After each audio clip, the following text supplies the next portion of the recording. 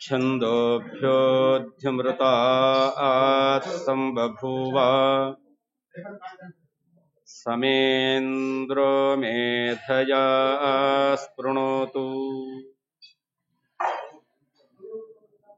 ಓಷ್ಠಾಪಿಧಾನಾನಕುಲೀದಂತೈಃ ಪರಿವೃತಾ ಪವಿಃ ಸರ್ವಸ್ಯೈವಾಚ ಈಶಾನಾ ಚಾರುಮಾಮಿಹ ವಾದಯೀ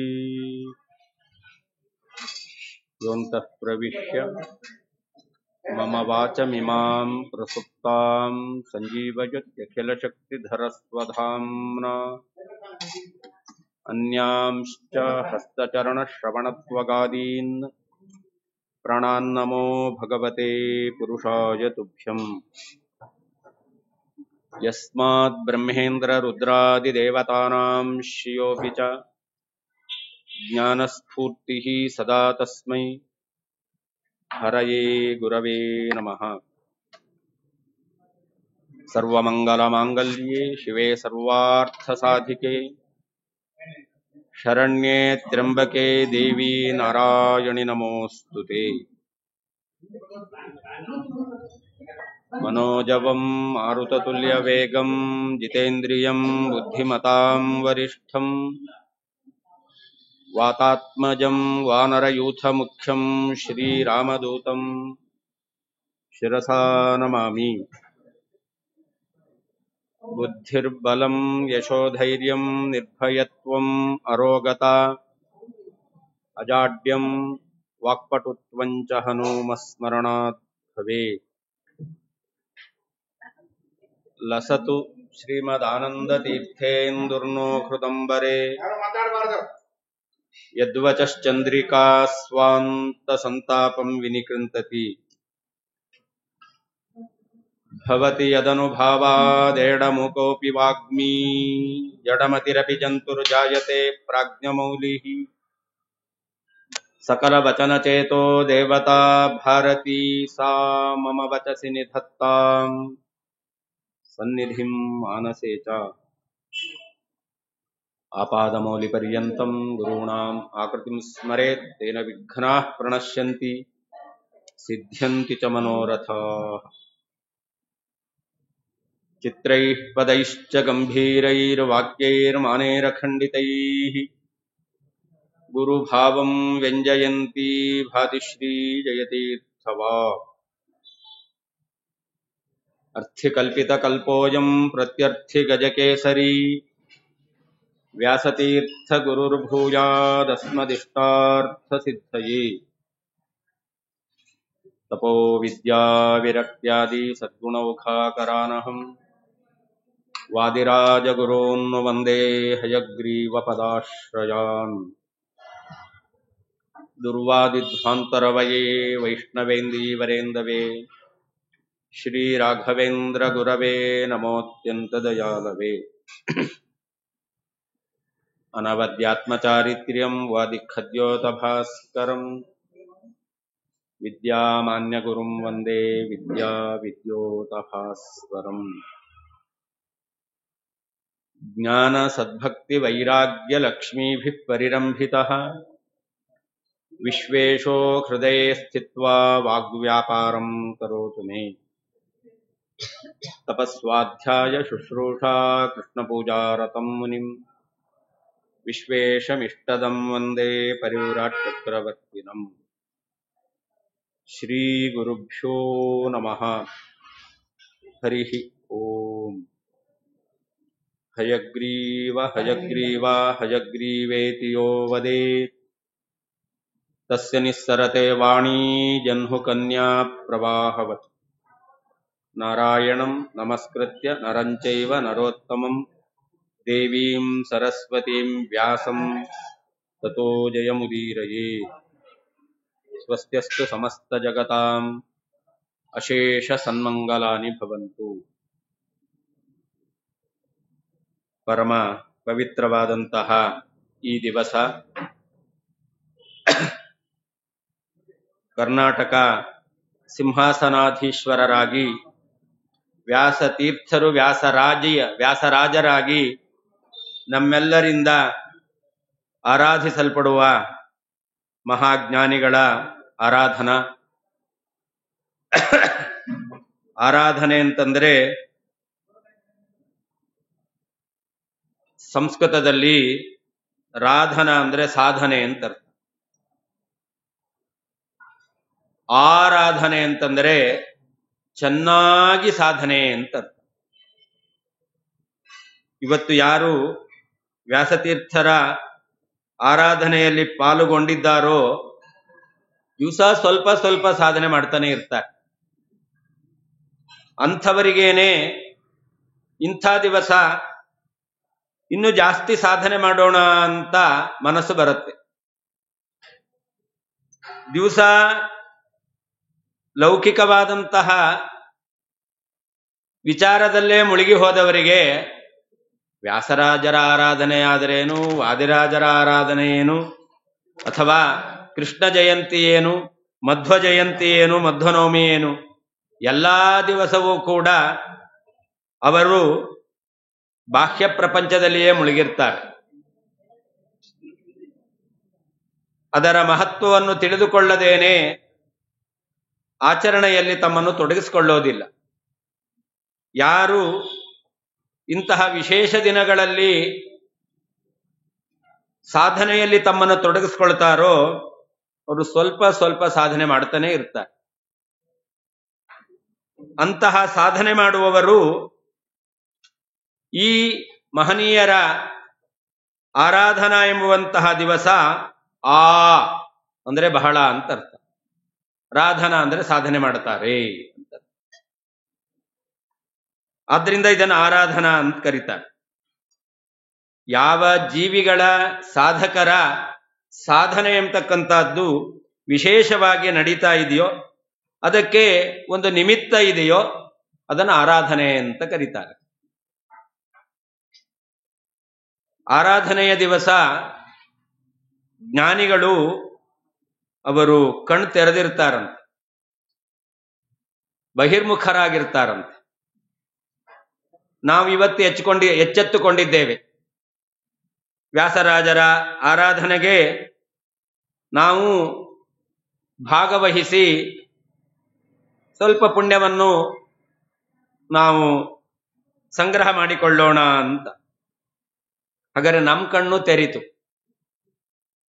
ನಮ್ಮ ಕಣ್ಣು ತೆರೆದಂತೆ ಜ್ಞಾನಿಗಳ ಕಣ್ಣು ತೆರೆಯುತ್ತಂತೆ. ಹಾಗಾದ್ರೆ ನಮಗೂ ಅವರಿಗೂ ಏನು ವ್ಯತ್ಯಾಸ? ನಮಗೂ ವರ್ಷಕ್ಕೆ ಒಂದು ಬಾರಿ ಕಣ್ ತೆರೆದದ್ದು, ಅವರಿಗೂ ವರ್ಷಕ್ಕೆ ಒಂದು ಬಾರಿ ಕಣ್ ತೆರೆದದ್ದು. ಆದ್ರೆ ವ್ಯತ್ಯಾಸ ಇದೆ. ನಾವು ಕಣ್ ತೆರಿತೇವೆ ಅಂತ ಅವರು ಕಣ್ ತೆರಿತಾರಂತೆ. ಅನೇಕ ಮಹನೀಯರಿದ್ದಾರೆ, ತಾಯಂದಿರಿದ್ದಾರೆ, ಅವ್ರಿಗೆ ಗೊತ್ತು. ಮಗು ಮಲಗಿದೆ ಅಂತ ಮಲಗಿರ್ತಾರೆ, ಆದರೆ ಮಗು ಹೇಳುವ ಸಮಯದಲ್ಲಿ ತಾವು ಎದ್ದು ಬಿಡ್ತಾರೆ. ಹೌದೋ ಅಲ್ವೋ? ಹಾಗಾದ್ರೆ ಆ ಮಗುವಿಗೆ ತಾನು ಮಾಡಬೇಕಾದಂತಹ ಏನು ಪೋಷಣೆ ಇದೆ ಅದನ್ನು ತಾನು ಮಾಡಲೇಬೇಕು ಅಂತ ಮಗು ಹೇಳಕ್ಕಿಂತ ಮೊದಲು ಅವಳು ಎಚ್ಚೆತ್ಕೊಳ್ತಾಳೆ. ಹಾಗೆ ಮಹನೀಯರು ಕೂಡ ಇವತ್ತು ನಮ್ಮ ಅನುಗ್ರಹವನ್ನು ಪಡೆಯಬೇಕು ಅಂತ ಹೇಳಿ ನಮ್ಮ ಹತ್ರಕ್ಕೆ ಬರ್ತಾರೆ. ಆದ್ರಿಂದ ನಾವು ಎಚ್ಚೆತ್ಕೊಳ್ಬೇಕು ಅಂತ ಅಂತರ್ಮುಖಿಗಳಾದವರು ಇವತ್ತು ಅವರು ಬಹಿರ್ಮುಖಿಗಳಾಗಿರ್ತಾರಂತೆ. 3 ದಿನಗಳ ಕಾಲ ಅವರು ಕಣ್ಣು ಬಿಟ್ಟು ನೋಡ್ತಾರಂತೆ. ಯಾರ್ಯಾರು ತಮ್ಮ ಸೇವೆಯನ್ನು ಎಲ್ಲೆಲ್ಲಿ ಮಾಡ್ತಾ ಇದ್ದಾರೆ ಅನ್ನೋದನ್ನ ಈಗಿನ ಕಾಲದಲ್ಲಿ ನಿಮಗೆಲ್ಲ ಗೊತ್ತೇ ಇದೆ. ಕೈಯಲ್ಲಿ ಮೊಬೈಲ್ ಇರುತ್ತೆ, ಎಲ್ಲಿದ್ರು ಎಲ್ಲೋ ನಡೆಯೋದನ್ನ ಇಲ್ಲೇ ನಡೆದಂತೆ ನೋಡಬಹುದು. ಹಾಗೆ ಅವರು ಕೂಡ ಎಲ್ಲೋ ವೃಂದಾವನದಲ್ಲಿದ್ದಾರೆ ಅಂತ ಅನ್ಕೊಳ್ಬೇಕಾಗಿಲ್ಲ. ಎಲ್ಲೇ ಇದ್ದರೂ ಕೂಡ ಇಲ್ಲೇ ಇದ್ದಂತೆ ಯಾರ್ಯಾರು ಬಂದಿದ್ದಾರೆ ಅನ್ನೋದನ್ನ ಅವರು ಅಟೆಂಡೆನ್ಸ್ ಹಾಕೊಳ್ತಾರ. ಕಾರ್ಯಕ್ರಮಕ್ಕೆ ಬಂದವರು ಯಾರ್ಯಾರು ಅಂತ ಕೇಳಿದ್ರೆ ಭಾಗವಹಿಸಿದವರಿಗೆ ನೆನಪಿಲ್ಲದೆ ಇರಬಹುದು. ಆದರೆ ಮಹನೀಯರ ಹತ್ರ ಕೇಳ್ರಿ ಯಾರ್ಯಾರು ಬಂದಿದ್ರು ಅಂತ. ಕೇವಲ ವಿಜಯನಗರ ಮಾಧ್ವ ಸಂಘದಲ್ಲಿ ಮಾತ್ರ ಅಲ್ಲ, ಇಡೀ ಅಖಂಡ ಭೂಮಂಡಲದಲ್ಲಿ ಎಲ್ಲೆಲ್ಲಿ ಅವರ ಆರಾಧನೆ ನಡೀತಾ ಇದೆಯೋ ಅಲ್ಲೆಲ್ಲ ಯಾರ್ಯಾರು ಭಾಗವಹಿಸಿದ್ರು ಅಂತ ಸ್ವಲ್ಪವೂ ಕೂಡ ವ್ಯತ್ಯಾಸ ಇಲ್ಲದ ಹಾಗೆ ಆ ಪಟ್ಟಿ ಕೊಡ್ತಾರೆ. ಅಂತಹ ದಿವ್ಯ ದೃಷ್ಟಿ ಅವರಿಗಿದೆ. ಹಾಗಾದ್ರೆ ಭಕ್ತರು ತಮ್ಮ ಹತ್ರ ಸೇವೆಗೋಸ್ಕರ ಬರ್ತಾರೆ ಅಂತ ಅವರು ಈ ದಿವಸ ಕಣ್ಣು ತೆರೆದಿರ್ತಾರಂತೆ. ಅಂತಹ ಕಣ್ಣು ತೆರೆದು ಭಕ್ತರಿಗೆ ಅನುಗ್ರಹವನ್ನು ಮಾಡತಕ್ಕಂತಹ ಜ್ಞಾನಿಗಳಲ್ಲಿ ಒಬ್ಬರಾದಂತಹ ವ್ಯಾಸತೀರ್ಥರ ಆರಾಧನೆ ನಿನ್ನೆ ದಿವಸ ನೋಡಿದೆವು. ಅದು ಒಂದು ರೀತಿಯಾದ ತ್ರಿವೇಣಿ ಸಂಗಮ ಅಂತ. ಇವತ್ತು ವ್ಯಾಸತೀರ್ಥರಲ್ಲಿಯೇ ಒಂದು ತ್ರಿವೇಣಿ ಸಂಗಮ ಅಂತ. ನಿನ್ನೆ ದಿನದಲ್ಲಿ ತ್ರಿವೇಣಿ ಸಂಗಮ ಅಂತ ಮನನ ಮಾಡಿದೆವು. ವ್ಯಾಸತೀರ್ಥರಲ್ಲಿಯೇ ತ್ರಿವೇಣಿ ಸಂಗಮ ಅಂತ. ಏನದು ಅಂದ್ರೆ, ತಮಿಳಲ್ಲಿ ಒಂದು ಮಾತು ಹೇಳುತ್ತಾರೆ, ಒಡೆದು ಹೋದ ಸೌತೆಕಾಯಿಗೆ 3 ಕಟ್ಟು ಹಾಕಿದರು ವ್ಯಾಸತೀರ್ಥರು ಅಂತ. ವಿರಿಂಚಿ ಪೋನ ವೆಲ್ರಿಕಾಯಿக்கு 3 ಕಟ್ಟು ಪೋಟ್ಟಾರ್ ಅಂತ. ಏನರ್ಥ ಅಂದ್ರೆ, ಎಂದೂ ಯಾರಿಂದಲೂ ಭೇದಿಸ್ಲಿಕ್ಕೆ ಆಗದೇ ಇರತಕ್ಕಂತಹ 3 ಗ್ರಂಥಗಳನ್ನು ವ್ಯಾಸತೀರ್ಥರು ಕೊಟ್ಟಿದ್ದಾರೆ. ತಾತ್ಪರ್ಯ ಚಂದ್ರಿಕಾ, ನ್ಯಾಯಾಮೃತ, ತರ್ಕತಾಂಡವ ಎಂಬುವಂತಹ ವಿಶಿಷ್ಟವಾದಂತಹ ವ್ಯಾಸ ಸಾಹಿತ್ಯಕ್ಕೆ ಕೊಟ್ಟಂತಹ ಕೊಡುಗೆ ಅದು ವ್ಯಾಸತೀರ್ಥರಲ್ಲಿ ಇದೆ. ಅದರ ಜೊತೆಯಲ್ಲಿ ನಾವಿವತ್ತು ದಾಸ ಪಂಥದ ಪಿತಾಮಹ ಅಂತ ಯಾವ ಪುರಂದರದಾಸರನ್ನು ನಾವು ಕೊಂಡಾಡ್ತೇವೆ, ಅವರಿಗೆ ಪುರಂದರ ವಿಠ್ಠಲ ಅಂಕಿತವನ್ನು ಕೊಟ್ಟು ಅವರ ಮೂಲಕ ದಾಸ ಸಾಹಿತ್ಯದ ಬೆಳವಣಿಗೆಗೆ ಕಾರಣಕರ್ತರಾದವರು ಸ್ವತಃ ತಾವು ದಾಸ ಸಾಹಿತ್ಯವನ್ನು ಬೆಳೆಸಿದವರು ವ್ಯಾಸತೀರ್ಥರು.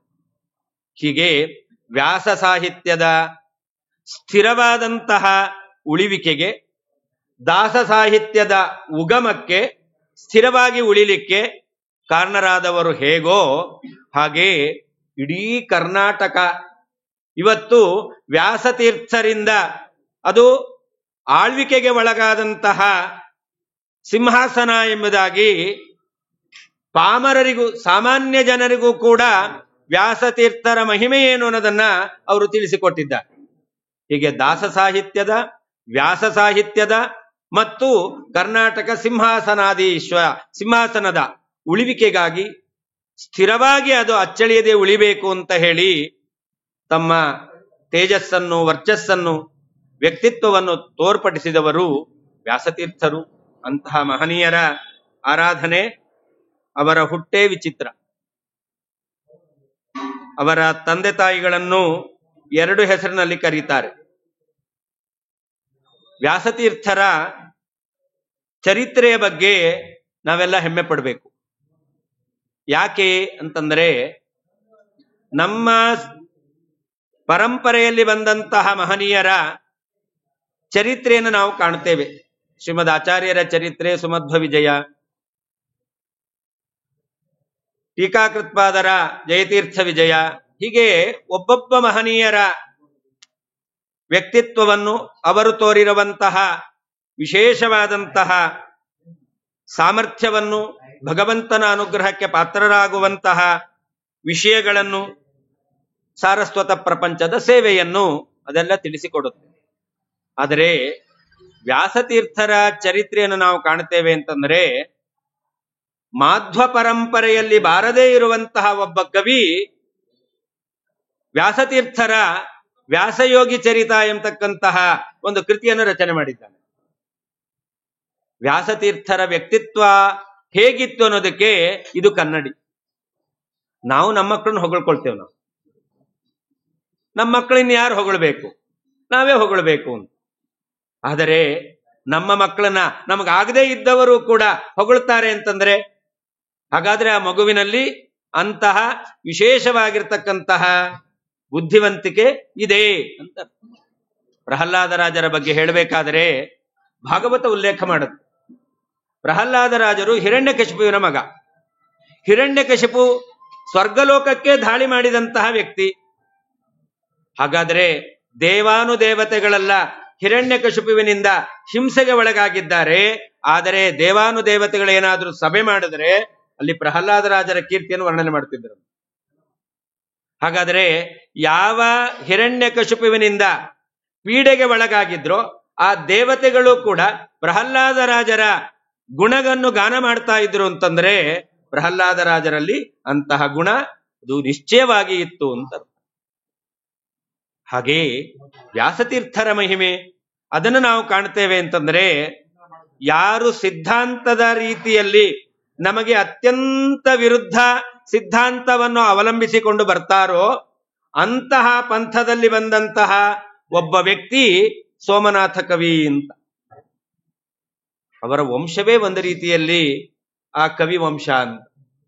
ಅವನ ಭಾವ, ಅವರು ಕೂಡ ಒಳ್ಳೆಯ ಕಾವ್ಯವನ್ನು ಬರೆದವರು.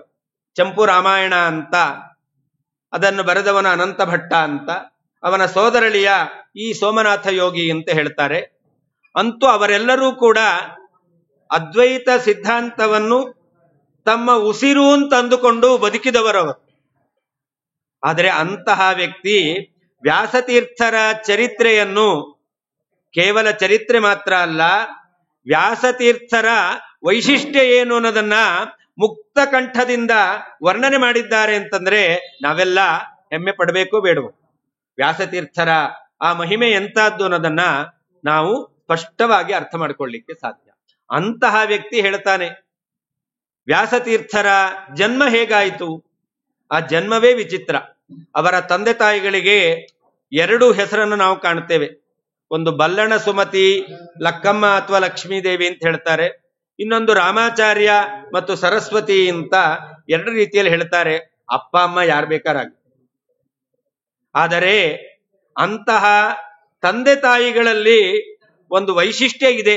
ಯಾಕೆ ಇಂತಹ ಮಗುವಿಗೆ ಅವರು ಜನ್ಮದಾತರಾಗಿದ್ದಾರೆ ಅಂತಂದ್ರೆ, ಶ್ರೀಕೃಷ್ಣ ಪರಮಾತ್ಮನ ಅವತಾರಕ್ಕೆ ಕಾರಣರಾಗಿರ್ತಕ್ಕಂತಹ ವಸುದೇವ ದೇವಕಿಯರು, ವಾಮನ ರೂಪಿ ಪರಮಾತ್ಮನ ಅವತಾರಕ್ಕೆ ಕಾರಣರಾಗಿರ್ತಕ್ಕಂತಹ ಅದಿತಿ ಕಶ್ಯಪರು, ಪರಶುರಾಮನ ಅವತಾರಕ್ಕೆ ಕಾರಣರಾಗಿರ್ತಕ್ಕಂತಹ ರೇಣುಕಾ ಜಮದಗ್ನಿಗಳು ಅಂತ ಅಂತೇವೆ ಅಂತಂದ್ರೆ ಅವರ ನಾಮವನ್ನು ಉಚ್ಚಾರಣೆ ಮಾಡಿದ್ರೇನೆ ಒಂದು ಪುಣ್ಯ.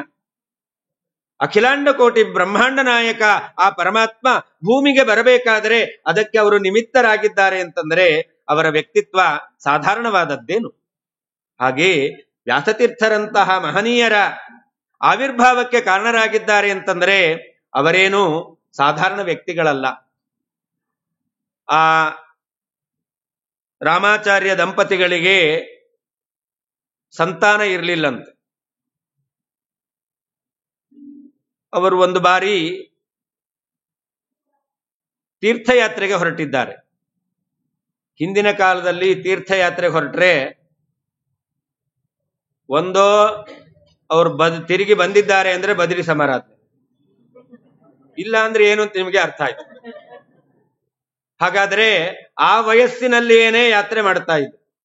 ಯಾಕೆಂದ್ರೆ ಈಗಿನ ಕಾಲದ ಹಾಗೆ ಬೆಳಿಗ್ಗೆ ನಾವು ಹೊರಟು ಯಾತ್ರೆ ಮುಗಿಸ್ಕೊಂಡು ನಾಳೆ ಬೆಳಿಗ್ಗೆ ಇಲ್ಲಿ ಇರ್ತೇವೆ ಅಂತ ಆ ಸೌಲಭ್ಯ ಸೌಕರ್ಯಗಳು ಇರಲಿಲ್ಲ. ಆದ್ದರಿಂದ ಬಹಳ ಕಷ್ಟಪಟ್ಟು ಯಾತ್ರೆ ಮಾಡ್ತಾ ಇದ್ರು. ಆ ಯಾತ್ರೆ ಅನ್ನೋದು ಹೇಗಿರಬೇಕು ಅನ್ನೋದನ್ನ ದಾಸರ ವಾಕ್ಯಗಳಲ್ಲೆಲ್ಲ ನಾವು ಅಲ್ಲಲ್ಲಿ ಕೇಳಿರ್ತೇವೆ. ಈಗಿನ ಕಾಲದ ಹಾಗೆ ಸಿಕ್ಕಾಗ ನಮಗೆ ಬೇಕಾದಾಗ ತಿನ್ಬೇಕು ಅಂತ ಅನ್ಕೊಂಡಾಗ ಏನ್ ಅನ್ಕೊಳ್ತೇವೋ ಅದನ್ನ ತಿಂದು ಯಾತ್ರೆ ಮಾಡೋದಲ್ಲ. ಗೋಪಾಲದಾಸರ ಜೊತೆಯಲ್ಲಿ ಯಾತ್ರೆ ಮಾಡಬೇಕಾದ್ರೆ ಅವರು ಒಂದು ಕರಪತ್ರವನ್ನು ಹೊರಡಿಸ್ತಾ ಇದ್ರಂತೆ. ನಾವು ಯಾತ್ರೆಗೆ ಹೊರಟಿದ್ದೇವೆ, ಯಾರಾದ್ರೂ ಬರಬಹುದು. ಇವತ್ತು ನೀವೆಲ್ಲ ಅಡ್ವರ್ಟೈಸ್ಮೆಂಟ್ ನೋಡಿರ್ತೀರಾ, ಅಲ್ಲಲ್ಲಿ ವಾಟ್ಸಾಪ್ ಅಲ್ಲಿ, ಫೇಸ್ಬುಕ್ ಅಲ್ಲಿ, ಎಲ್ಲಾ ಕಡೆಯಲ್ಲೂ ಕೂಡ ನಿಮಗೆ ಆ ಯಾತ್ರೆಯ ವಿಚಾರ ತಿಳಿದು ಬರುತ್ತೆ. ಹಾಗೆಯೇ ಗೋಪಾಲದಾಸರು ಹೇಳ್ತಾ ಇದ್ರಂತೆ. ಆದರೆ ಅದರಲ್ಲಿ ಒಂದು ಕಂಡೀಷನ್ ಅಂತೆ. ಇವತ್ತೆಲ್ಲ ನಾವು ಯಾವ ಟೂರಿಸ್ಟ್ ಜೊತೆಯಲ್ಲಿ ಯಾತ್ರೆಗೆ ಹೋಗ್ಬೇಕು, ಯಾರ ಜೊತೆಯಲ್ಲಿ ನಾವು ಯಾತ್ರೆ ಮಾಡಬೇಕು ಅಂತ ತೀರ್ಮಾನ ಮಾಡಬೇಕಾದ್ರೆ ಮೊದಲು ನೋಡ್ತೇವೆ ಕಾಫಿ ಎಷ್ಟು, ತಿಂಡಿ ಎಷ್ಟು, ಊಟ ಎಷ್ಟು, ಇದನ್ನ ನೋಡಿ ಆಮೇಲೆ ಇವರ ಜೊತೆಗೆ ನಾವು ಯಾತ್ರೆಗೆ ಹೋಗೋದು ಅಂತ ತೀರ್ಮಾನ ಮಾಡ್ತೇವೆ. ಆದರೆ ಗೋಪಾಲದಾಸರು ಯಾತ್ರೆಗೆ ಹೋಗ್ಬೇಕಾದ್ರೆ ಅವರೊಂದು ಕೆಳಗಡೆ ದಪ್ಪಾಕ್ಷರದಲ್ಲಿ ಪ್ರಿಂಟ್ ಮಾಡಿಸ್ತಿದ್ರಂತೆ. ಆಗಿನ ಕಾಲದಲ್ಲಿ ಬರವಣಿಗೆ ಬರೆಸ್ತಾ ಇದ್ರಂತೆ. ನಮ್ಮ ಜೊತೆಯಲ್ಲಿ ಯಾತ್ರೆಗೆ ಬರುವವರು ಒಂದೇ ಹೊತ್ತು ಊಟ, ಅದೇ ಪರವಾಗಿಲ್ಲ, 2 ಟಿಫನ್ ಇರುತ್ತೆ ಅಂತ ಅನ್ಕೋಬೇಡ್ರಿ. ಈಗಿನ ಕಾಲದಲ್ಲಿ ಹಾಗೆ ಊಟ 1 2 ಟಿಫನ್ ಅಂತ ಇರುತ್ತೆ. ಅಲ್ಲ, ಮತ್ತೆ 2 ಹೊತ್ತು ಏನೂ ಇಲ್ಲ, ಇನ್ನ ಮಧ್ಯ ಪಾನೀಯ ಅಂತೂ ಇಲ್ಲವೇ ಇಲ್ಲ. ಈ ರೀತಿಯಲ್ಲಿ ಯಾತ್ರೆ ಮಾಡುವವರಿಗೆ ಅವಕಾಶ, ಮನಸ್ಸಿದ್ರೆ ಬನ್ರಿ ಅಂತಿದ್ರು. ಯಾರು ಹೋಗ್ತಿದ್ರು? ಆದ್ರೂ ಹೋಗ್ತಿದ್ರು. ಯಾಕೆ ಅಂತಂದ್ರೆ ಸಾಧನ ಶರೀರವಿದು ನೀ ದಯದಿ ಕೊಟ್ಟದ್ದು ಅಂತ ಆ ಶರೀರದಿಂದ ಸಾಧನೆಯನ್ನು ಮಾಡಬೇಕು ಅಂತ ಹೊರಡ್ತಾ ಇದ್ರು. ಹಾಗೆ ಇವರು ಕೂಡ ವಯಸ್ಸಾಗಿದೆ ಅಂತ ಯಾತ್ರೆಗೆ ಹೊರಟಿದ್ದಾರಂತೆ. ಆ ಕಾಲದಲ್ಲಿ ಆ ರಾಮಾಚಾರ್ಯರಿಗೆ ಮರಣ ಬಂದಿದೆಯಂತೆ. ಮೃತರಾಗಿದ್ದಾರೆ. ಆ ಮಡದಿ ಮಹಾಪತಿವ್ರತೆ. ಪತಿವ್ರತೆಯರಿಗೆ ಮಾತ್ರ ಸಹಗಮನ ಮಾಡಬೇಕು ಎಂಬತಕ್ಕಂತಹ ಮನೋಭಾವ ಬರುತ್ತೆ. ಅವಳು ಅಪೇಕ್ಷೆ ಪಟ್ಟಿದ್ದಾಳಂತೆ. ಗಂಡನೇ ಇಲ್ಲ ಅಂತಾದ್ಮೇಲೆ ಮಕ್ಕಳಂತೂ ಇಲ್ಲ. ಕುಂತಿಯಂತೆ ಮಕ್ಕಳಿದ್ದಿದ್ರೆ ಮಕ್ಕಳ ಪೋಷಣೆಗಾದ್ರೂ ಬದುಕಬೇಕಾಗಿತ್ತು. ಮಕ್ಕಳೂ ಇಲ್ಲ, ಗಂಡನೂ ಇಲ್ಲ, ಮತ್ತೆ ಯಾಕೆ ಬದುಕಬೇಕು ಅಂತ ಅವಳು ಸಹಗಮನ ಮಾಡಬೇಕು ಅಂತ ಮನಸ್ಸು ಮಾಡಿದ್ದಾಳಂತೆ. ಸಹಗಮನ ಶಬ್ದ ಕೇಳಿದ್ರೆ ಸಾಕು ಮೈಯೆಲ್ಲ ಉರಿಯುತ್ತೆ, ಎಲ್ಲಿ ಬೆಂಕಿ ನಮಗೆ ಸುಟ್ಟು ಬಿಡುತ್ತೋ ಅಂತ. ಹಾಗಿರ್ಬೇಕಾದ್ರೆ ಸಹಗಮನ ಮಾಡಬೇಕು ಅಂತಾದ್ರೆ ಆ ಮನೋಸ್ಥೈರ್ಯ ಎಷ್ಟಿರಬೇಕು. ಅಂತಹ ಪತಿವ್ರತೆ ಅವಳು. ಆದರೆ ಸಹಗಮನ ಮಾಡಬೇಕಾದ್ರೆ ಶಾಸ್ತ್ರ ಒಂದು ನಿಯಮನವನ್ನು ಹೇಳುತ್ತೆ. ಅವಳ ಮನಸ್ಥೈರ್ಯ ಎಂಬತಕ್ಕಂಥದ್ದು ಎಷ್ಟು ಪ್ರಮುಖವೋ ಹಾಗೆ ಮಹಾಜ್ಞಾನಿಗಳ ಅನುಮತಿಯನ್ನು ಪಡೆಯಬೇಕು. ಆ ಮಹಾಜ್ಞಾನಿಗಳ ಅನುಮತಿ ಕೊಟ್ರೆ ಸಹಗಮನ ಮಾಡಬೇಕು. ಪಾಂಡುರಾಜ ಮೃತನಾದ. ಕುಂತಿ ಮತ್ತು ಮಾದ್ರಿ ಇಬ್ಬರು ಮಡದಿಯರು. ಕುಂತಿ ನಾನು ಸಹಗಮನ ಮಾಡ್ತೇನೆ ಅಂತ ಹೊರಟ್ಲು, ಮಾದ್ರಿ ನಾನು ಸಹಗಮನ ಮಾಡ್ತೇನೆ ಅಂತ ಹೊರಟ್ಲು. ಯಾರು ಸಹಗಮನ ಮಾಡಬೇಕು? ಇಬ್ರು ಮಾಡ್ತೇವೆ ಅಂತ. ಆದರೆ ಮಕ್ಕಳು ಸಣ್ಣವರಿದ್ದಾರೆ. ಮಕ್ಕಳನ್ನು ಪಡೆಯೋದು ಎಷ್ಟು ಮುಖ್ಯವೋ ವಂಶವೃದ್ಧಿಗೋಸ್ಕರ ಅಂತ, ಹಾಗೆ ಮಕ್ಕಳಿಗೆ ಒಳ್ಳೆ ಸಂಸ್ಕಾರ ಕೊಡೋದಿದೆಯಲ್ಲ ಅಷ್ಟೂ ಮುಖ್ಯ. ಅದು ಮುಖ್ಯವೇ. ಯಾರು ಸಹಗಮನ ಮಾಡಬೇಕು? ಆಗ ಅಲ್ಲಿರುವಂತಹ ಪಾಂಡಕೇಶ್ವರ ಹತ್ರದಲ್ಲಿದ್ದಂತಹ ಯಾರ್ಯಾರು ತಪಸ್ವಿಗಳಿದ್ದರು, ಋಷಿಮುನಿಗಳಿದ್ದರು, ಅಲ್ಲಿ ಹೋಗಿ ಕೇಳ್ತಾರಂತೆ, ನಾವಿಬ್ರು ಸಹಗಮನ ಮಾಡ್ತೇವೆ ಅಂತ. ಆ ಋಷಿಮುನಿಗಳು ಕುಂತಿಯ ಮನೋವೈಶಾಲ್ಯವನ್ನು ತಿಳಿದು ಮಾದ್ರಿಯಲ್ಲಿ ಸಂಕೋಚ ಭಾವನೆ ಇದೆ ಎಂಬತಕ್ಕಂಥದ್ದನ್ನ ಕಥೆಯಿಂದ ಅರ್ಥ ಮಾಡ್ಕೊಂಡ್ರು. 1 ಮಗುವನ್ನು ಪಡಿತೇನೆ ಅಂತ ಹೇಳಿ 2 ಮಗುವನ್ನು ಪಡೆದು ಬಿಟ್ಲು. ನೋಡಿ ಎಂತ ಬುದ್ಧಿವಂತಿಕೆ ಅವಳು. ತನಗೆ ಸಂತಾನ ಇಲ್ಲ ಅಂತ ಸಂತಾಪ ಆಗಿತ್ತು, ಸಂತೋಷ ಪಡಬೇಕು ಅಂತ ಹೇಳಿ ಆ ಕುಂತಿಯಿಂದ ಮಂತ್ರವನ್ನು ಪಡೆದ್ಲು. ಆದರೆ ಒಂದೇ ಸಂತಾನ ಅಲ್ಲ, ಕುಂತಿ ಹೇಳಿದ್ಲು 1 ಬಾರಿ ಮಾತ್ರ ಈ ಮಂತ್ರವನ್ನು ನೀನು ಉಪಯೋಗ ಮಾಡ್ಕೊಳ್ಬೇಕು ಅಂತ. ಅವಳು ಆಲೋಚನೆ ಮಾಡಿದ್ಲು. ಅದಕ್ಕೆ ಸ್ತ್ರೀ ಬುದ್ಧಿ ಪ್ರಳಯ ಅಂತ ಕಾಣ್ತಾರೆ. ನಿಮ್ದಲ್ಲ, ಉಳಿದವರು. ಹಾಗಾದ್ರೆ ಆ ಮಾದ್ರಿ ಒಂದೇ ಬಾರಿ 2 ಮಕ್ಕಳನ್ನು ಪಡಿಬೇಕು ಅಂತ ಹೇಳಿ ಅವಳು ಆಲೋಚನೆ ಮಾಡಿ ಮಕ್ಕಳನ್ನು ಪಡೆದಿದ್ದಾಳೆ. ಅದರಿಂದ ಅವಳಲ್ಲಿ ಸ್ವಲ್ಪ ಮನಸ್ಸು ಈಗ ಸಹಗಮನ ಮಾಡಬೇಕು ಅಂತ ಸ್ಥೈರ್ಯವನ್ನು ಹೊಂದಿದ್ರೂ ಕೂಡ ಅವಳ ಮನಸ್ಸಿನಲ್ಲಿ ಸ್ವಲ್ಪ ನ್ಯೂನತೆ ಎಂಬತಕ್ಕಂಥದ್ದಿದೆ ಅಂತ ಹೇಳಿ ಆ ಮಾದ್ರಿಯೇ ಸಹಗಮನ ಮಾಡಲಿ ಅಂತ ಅವಕಾಶವನ್ನು ಕೊಡ್ತಾರೆ ಋಷಿಮುನಿಗಳು. ಹಾಗೆ ಇಲ್ಲಿಯೂ ಕೂಡ ಸಹಗಮನ ಮಾಡಬೇಕು ಅಂತ ಅವಳು ಮನಸ್ಸು ಮಾಡಿದ್ದಾಳೆ. ಸರಿ, ಆಗಿನ ಕಾಲದಲ್ಲಿ ವನ್ನಿಪುರ ಅಂತ, ಅದು ಇವತ್ತು ಬನ್ನೂರು ಅಂತ ಆಗಿದೆ. ಆ ಪ್ರದೇಶದಲ್ಲಿ ಖ್ಯಾತಿಯನ್ನು ಪಡೆದಂತಹ ಮಹಾಜ್ಞಾನಿಗಳು ಬ್ರಹ್ಮಣ್ಯ ತೀರ್ಥರು. ಅವರು ತಮ್ಮ ನಿತ್ಯಾನುಷ್ಠಾನವನ್ನು ಮಾಡಿಕೊಂಡು ಅವರು ಕಾಲ ಕಳೀತಾ ಇದ್ದಾರೆ. ಅವರಲ್ಲಿ ಹೋಗಿ ಅನುಮತಿಯನ್ನು ಪಡೆದು ಬರೋಣ ಅಂತ ಈ ಸುಮಂಗಲಿ ಬಂದಿದ್ದಾಳಂತೆ. ಅವಳಿಗೆ ಸ್ವಲ್ಪ ಸಂಕೋಚ, ಹೇಗೆ ಕೇಳೋದು ಅಂತ ಹೋಗಿ ನಮಸ್ಕಾರ ಮಾಡಿದ್ದಾಳೆ. ಉಳಿದವರು ಬಾಯಿ ಬಿಡಬೇಕು. ಉಳಿದವರು ಬಾಯಿ ಬಿಡಕ್ಕಿಂತ ಮೊದಲೇನೆ ಬ್ರಹ್ಮಣ್ಯ ತೀರ್ಥರು ಬಾಯಿ ಬಿಟ್ರಂತೆ, ದೀರ್ಘ ಸುಮಂಗಲಿ ಭವ ಅಂತ. ಅವಳಿಗೆ ಮೈಯೆಲ್ಲ ರೋಮಾಂಚನ ಆಗ್ತಾ ಇದೆಯಂತೆ. ಗಂಡನನ್ನು ಕಳ್ಕೊಂಡು ನಾನು ಸಹಗಮನ ಮಾಡಬೇಕು ಅಂತ ಅನುಮತಿ ಬೇಡ್ಲಿಕ್ಕೆ ಬಂದ್ರೆ ದೀರ್ಘ ಸುಮಂಗಲಿ ಭವ ಅಂತ ಅವರು ಆಶೀರ್ವಾದ ಮಾಡಿದ್ದಾರೆ. ಏನು ಅಂತ ಅವಳು ಮಾತ್ರ ಕಣ್ಬಿಟ್ಟು ನೋಡಿದ್ದಲ್ಲ, ಉಳಿದವರು ಕಣ್ಕಂಡ್ಬಿಟ್ಟು ನೋಡ್ತಿದ್ರು. ಏನು ಸ್ವಾಮಿಗಳು ಹೀಗೆ ಹೇಳಿದ್ದಾರೆ ಅಂತ.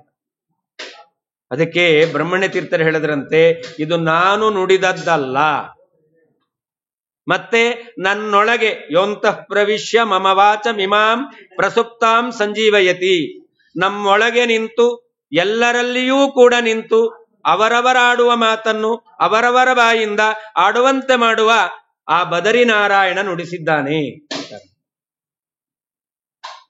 ಯಾಕೆ ಅಂತಂದ್ರೆ ಬ್ರಹ್ಮಣ್ಯ ತೀರ್ಥರು ಬದರಿನಾರಾಯಣನ ಅನುಗ್ರಹಕ್ಕೆ ಪಾತ್ರರಾಗಿದ್ದರು. ಬದರಿನಾರಾಯಣ ಅವರಿಗೆ ಅನುಗ್ರಹ ಮಾಡಿದ್ದಂತೆ. ಏನು ಅನುಗ್ರಹ ಮಾಡಿದ್ದ? ಬ್ರಹ್ಮಣ್ಯ ತೀರ್ಥರು ತಮ್ಮ ಮುಂದಿನ ಈ ಅಧಿಕಾರಿ ಯಾರು, ಈ ವೇದಾಂತ ಸಾಮ್ರಾಜ್ಯವನ್ನು ನಡೆಸಿಕೊಂಡು ಹೋಗುವಂತಹ ವ್ಯಕ್ತಿ ಯಾರು ಅಂತ ಭಗವಂತನಲ್ಲಿ ಕೇಳಿದ್ರು. ಆ ಭಗವಂತನಲ್ಲಿ ವಿಶೇಷವಾದ ಭಕ್ತಿಯಿಂದ ಅವರು ಕೇಳಿದ್ರಿಂದ ಭಗವಂತ ಒಂದು ಸೂಚನೆ ಕೊಟ್ಟಿದ್ದನಂತೆ. ನಿನ್ನಲ್ಲಿ ಒಬ್ಬಳು ಸಹಗಮನಕ್ಕೋಸ್ಕರ ಅನುಮತಿಯನ್ನು ಬೇಡಿ ಬರ್ತಾಳೆ, ಅವಳಿಗೆ ಅನುಗ್ರಹ ಮಾಡು. ಅವಳಲ್ಲಿ ಹುಟ್ಟುವಂತಹ ಮಗ ನಿನ್ನ ಸಿಂಹಾಸನ ಅಧೀಶ್ವರನಾಗಿ ಮುಂದೆ ಸಮರ್ಥವಾಗಿ ನಡೆಸ್ಕೊಂಡು ಹೋಗುತ್ತಾನೆ ಅಂತ ಭಗವಂತ ಅವರಿಗೆ ಸೂಚನೆ ಕೊಟ್ಟಿದ್ದಾನೆ. ಆ ಮಾತನ್ನು ನೆನಪಿಸಿಕೊಂಡು ಬ್ರಹ್ಮಣ್ಯ ತೀರ್ಥರು ದೀರ್ಘ ಸುಮಂಗಲಿ ಭವ ಅಂತ ಅವರು ಅನುಮತಿಯನ್ನು ಕೊಟ್ಟಿದ್ದಾರಂತೆ. ಅದರಂತೆ ಆ ಮುಂದೆ ಬಂದು ಆ ವ್ಯಕ್ತಿಗೆ ಏನಾಗಿದೆ ಅಂತ ನೋಡಬೇಕು ಅಂತ ಅವರು ಬಂದಿದ್ದಾರೆ. ಆ ಸ್ಥಳದಲ್ಲಿ ದೇಹವನ್ನು ಕಾಣ್ತಾರೆ. ಸನ್ಯಾಸಿಗಳಿಗೆ ಸನ್ಯಾಸಿಗಳ ಶರೀರವನ್ನು ಬಿಟ್ಟು ಇನ್ನೊಬ್ಬರ ಶರೀರ ನೋಡ್ಲಿಕ್ಕಿಲ್ಲ. ಮೃತ ಶರೀರ ನೋಡಬಾರದವರು. ಆದರೆ ಈ ವ್ಯಕ್ತಿ ಮೃತನಾಗಿದ್ದಾನೆ, ಸ್ವಾಮಿಗಳು ಹತ್ರಕ್ಕೆ ಬರ್ತಾ ಇದ್ದಾರೆ, ಏನು ಅಪಚಾರ ಮಾಡ್ತಾ ಇದ್ದಾರೆ ಅಂತ ಅಲ್ಲಲ್ಲಿ ಆಡ್ಕೊಳ್ಳೋರು ಇರ್ತಾರೆ. ಪ್ರವಚನ ಮಾಡ್ತಾ ಇರ್ಬೇಕಾದ್ರೆ ಅವ್ರವ್ರು ಮಾತಾಡೋರು ಇರ್ತಾರಲ್ಲ, ಹಾಗೆ ಏನೇ ಮಾಡ್ತಿದ್ರು ಕೂಡ ಮಾತಾಡೋರು ಇದ್ದೇ ಇರ್ತಾರೆ. ಏನು ಸ್ವಾಮಿಗಳು ಹಿಂಗ್ ಮಾಡ್ತಾ ಇದ್ದಾರೆ, ಅಪಚಾರ ಮಾಡ್ತಾ ಇದ್ದಾರೆ ಅಂತ ಅವರೆಲ್ಲ ಮಾತಾಡ್ತಾರಂತೆ. ಆದರೆ ಆ ಬ್ರಹ್ಮಣ್ಯ ತೀರ್ಥರು ಬಂದು ಭಗವಂತನ ವಿಶೇಷವಾದಂತಹ ಚಿಂತನೆಯನ್ನು ಮಾಡಿ ಸ್ಮರಣೆಯನ್ನು ಮಾಡಿ ಆ ನೀರನ್ನು ಪ್ರೋಕ್ಷಣೆ ಮಾಡಿದ್ದಾರೆ. ಆ ರಾಮಾಚಾರ್ಯರು ಅವರು ಎಚ್ಚರಗೊಂಡಿದ್ದಾರಂತೆ. ಹೇಗೆ ಎಚ್ಚರಗೊಂಡ್ರು? ಉಪನ್ಯಾಸ ಮಾಡ್ತಾ ಇರ್ಬೇಕಾದ್ರೆ ಕೆಲವರಿಗೆಲ್ಲ ಧ್ಯಾನಾವಸ್ಥೆಯಲ್ಲಿ ಹೋಗಿರ್ತಾರೆ, ಗಂಟೆ ಬಡಿದುಕೊಳ್ಳೆ ಎಚ್ಚರಿಕೆ ಆಗುತ್ತೆ. ಹಾಗೆ ನಿದ್ದೆಯಿಂದ ಎಚ್ಚೆತ್ತುಗೊಂಡಂತೆ ಅವರು ಎಚ್ಚೆತ್ತುಕೊಳ್ತಾ ಇದ್ದಾರಂತೆ. ಎಲ್ರಿಗೂ ಆಶ್ಚರ್ಯ. ಆ ಬ್ರಹ್ಮಣ್ಯ ತೀರ್ಥರು ಹೀಗೆ ಮೃತನಾದಂತಹ ವ್ಯಕ್ತಿಯನ್ನು, ಅವನು ಮೃತನಾಗಿದ್ದನೋ ಅಥವಾ ಭಗವಂತನ ಕಾರುಣ್ಯದಿಂದ ಅವನು ಪುನಃ ಚೈತನ್ಯವನ್ನು ಪಡ್ಕೊಂಡಿದ್ದಾನೋ, ಅದೆಲ್ಲ ದಿವ್ಯವಾದಂತಹ ವಿಚಾರ ಎಂಬತಕ್ಕಂಥದ್ದು. ಅಂತೂ ಆ ವ್ಯಕ್ತಿಗೆ ಚೈತನ್ಯ ಎಂಬತಕ್ಕಂಥದ್ದು ಬಂದಿದೆ. ಇಬ್ಬರೂ ಕೂಡ ಸಾಷ್ಟಾಂಗ ನಮಸ್ಕಾರ ಮಾಡಿದ್ದಾರೆ. ಆಗ ಇನ್ನೊಂದು ಅನುಗ್ರಹವನ್ನು ಮಾಡ್ತಾರಂತೆ. ಸುಪುತ್ರವಾನ್ ಭವ. ಮೊದಲು ದೀರ್ಘ ಸುಮಂಗಲಿ ಭವ ಅಂತ ಆಶೀರ್ವಾದ ಮಾಡಿದ್ರು. ಈಗ ಎದ್ದು ನಮಸ್ಕಾರ ಮಾಡಿದಂತಹ ರಾಮಾಚಾರ್ಯರಿಗೆ ಅಥವಾ ಬಲ್ಲಣ ಸುಮತಿಗೆ ಅನುಗ್ರಹವನ್ನು ಮಾಡುತ್ತಾ ಇದ್ದಾರೆ. ಸುಪುತ್ರವಾನ್ ಭವ. ಆದ್ರೆ ಒಂದು ಮಾತು ಹೇಳಿದ್ರಂತೆ, ಆ ಸೋಮನಾಥ ಕವಿ ಹೇಳ್ತಾನ, ಅವರು ಕೇವಲ ಒಬ್ಬನೇ ಮಗ ಅಲ್ಲ, ನಿನಗೆ 2 ಸಂತಾನ ಆಗುತ್ತೆ. ಪೂರ್ವಂ ಪೂರ್ವಂ ದೇಹಿ ಮಹ್ಯಂ. ಈ 2 ಮಕ್ಕಳಲ್ಲಿ ಮೊದಲನೇ ಮಗು ಇದೆಯಲ್ಲ, ಅದನ್ನು ನನಗೆ ಕೊಡು. ದ್ವಿತೀಯೇನ ಸುಖಂ ವಸ. 2ನೇ ಮಗುವಿನಿಂದ ನೀನು ಸಂತೋಷದಿಂದ ಇರು ಅಂತ ಬ್ರಹ್ಮಣ್ಯ ತೀರ್ಥರು ಅನುಗ್ರಹವನ್ನು ಮಾಡಿದ್ದಾರಂತೆ.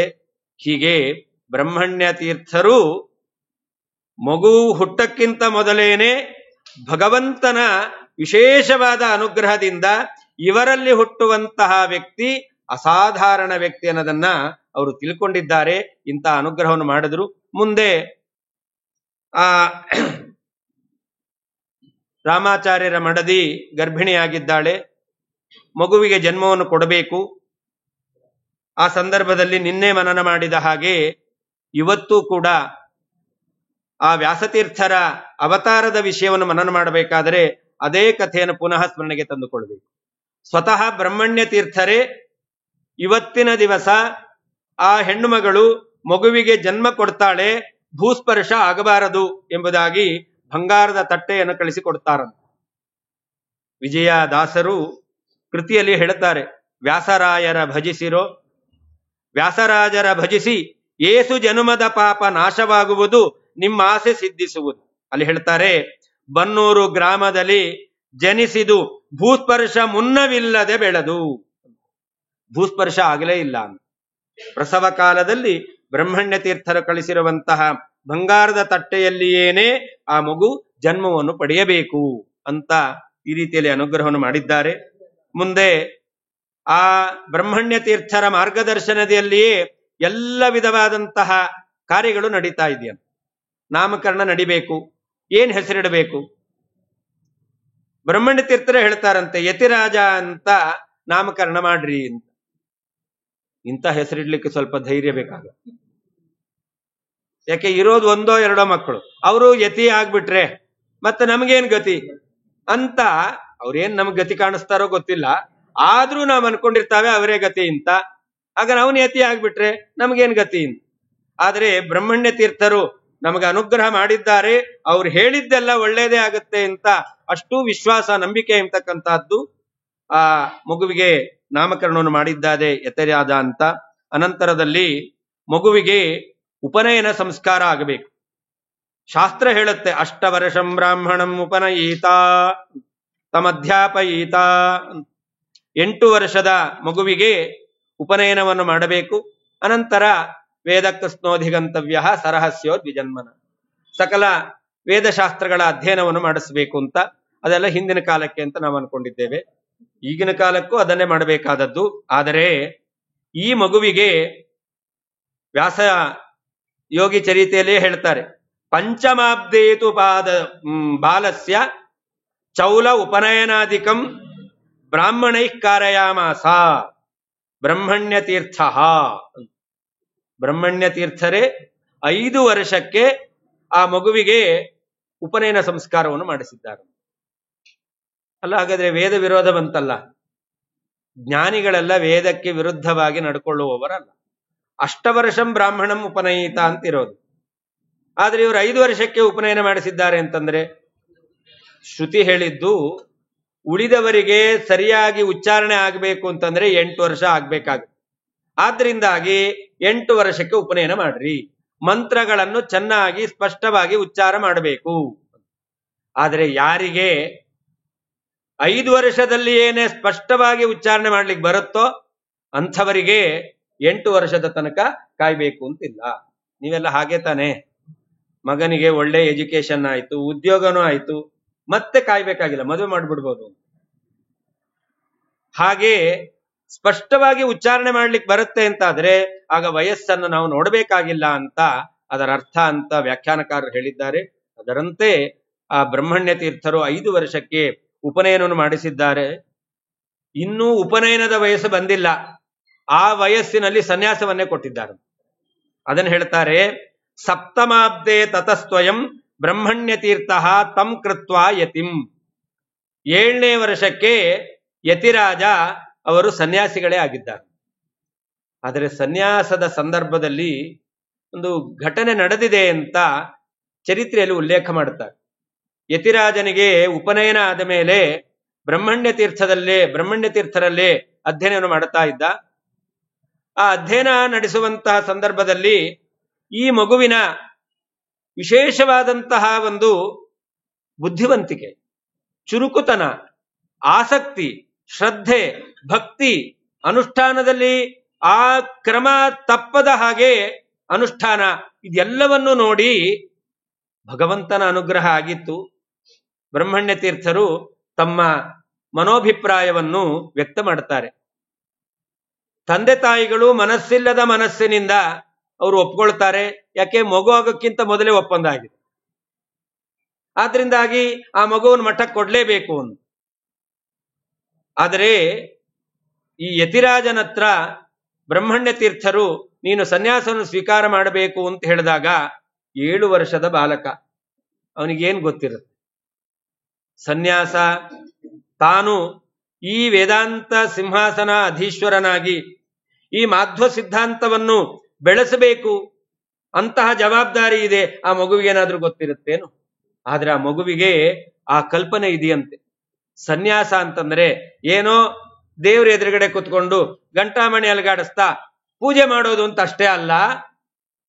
ನಾವು ಸಮರ್ಥವಾಗಿ ಮಾಧ್ವ ಸಿದ್ಧಾಂತ ಪರಂಪರೆಯನ್ನು ಬೆಳೆಸಬೇಕು, ಅಂತಹ ಹೊಣೆಗಾರಿಕೆ ಇದೆ. ಇದಕ್ಕೆ ನಾನು ಯೋಗ್ಯನಲ್ಲ ಅಂತ ಆ ಬಾಲಕನಿಗೆ ಅನ್ನಿಸ್ತದೆ. ಆಗಾಗ ಬ್ರಹ್ಮಣ್ಯ ತೀರ್ಥರು ಈ ಮಗುವಿನ ಮನಸ್ಸು ಬದಲಾಗಿರ್ಬಹುದು ಅಂತ ಕೇಳ್ತಾನೆ ಇದ್ರಂತೆ. ಒಂದು ದಿವಸ ತುಂಬಾ ಒತ್ತಾಯ ಮಾಡ್ತಾ ಇದ್ದಾರೆ. ಆಗ ಈ ಯತಿರಾಜ ಮಠ ಬಿಟ್ಟೆ ಓಡೋಟೋದು. ಇದ್ರು ತಾನೇ ನನಗೆ ಸನ್ಯಾಸ ಕೊಡ್ತೇನೆ ಅಂತ ಹೇಳ್ತಾರೆ ಅಂತ ಅವರು ಮಠವನ್ನೇ ಬಿಟ್ಟು ಹೋದ್ರಂತ. 7 ವರ್ಷದ ಬಾಲಕ ಎಷ್ಟು ದೂರ ನಡಿಬಹುದು? ಇವತ್ತೆಲ್ಲ ನಮಗ್ ಗೊತ್ತು. ನಮ್ಮ ಮಕ್ಕಳು ಎದುರು ರೋಡ್ ದಾಟಿ ಹೋಗ್ಬೇಕಷ್ಟೇ, ಗಾಡಿಲೇ ಕರ್ಕೊಂಡು ಹೋಗೋದು. ಒಂದೋ ಎತ್ಕೊಂಡು ಹೋಗ್ತೀವಿ, ಇಲ್ಲ ಗಾಡಿಲಿ ಕರ್ಕೊಂಡು ಹೋಗ್ತೇವೆ. ಅಂತೂ ನಮ್ಮ ಮಕ್ಕಳಿಗೆ ನಡೆಸಲ್ಲ. ಯಾಕೆ? ಆಯಾಸ ಆಗ್ಬಿಡುತ್ತೆ. ಕಾಡಿನಲ್ಲಿ ಆ ಮಗು ನಡ್ಕೊಂಡು ಹೋಗ್ತಾ ಇದೆ. ಸ್ವಲ್ಪ ದೂರ ನಡೆದು ಬಂದಾಗ ಆಯಾಸ ಆಗಿದೆ. ಒಂದು ಮರದ ಬುಡದ ನೆರಳಿನಲ್ಲಿ ಸ್ವಲ್ಪ ವಿಶ್ರಾಂತಿ ಪಡೆಯೋಣ ಅಂತ ಅಲ್ಲಿ ಕೂತಿದ್ದಾನೆ. ಗೊತ್ತಿಲ್ಲದ ಹಾಗೆ ಅವನಿಗೆ ನಿದ್ರೆ ಬಂದಿದೆ. ಸ್ವಪ್ನ ಬೀಳ್ತಾ ಇದೆ.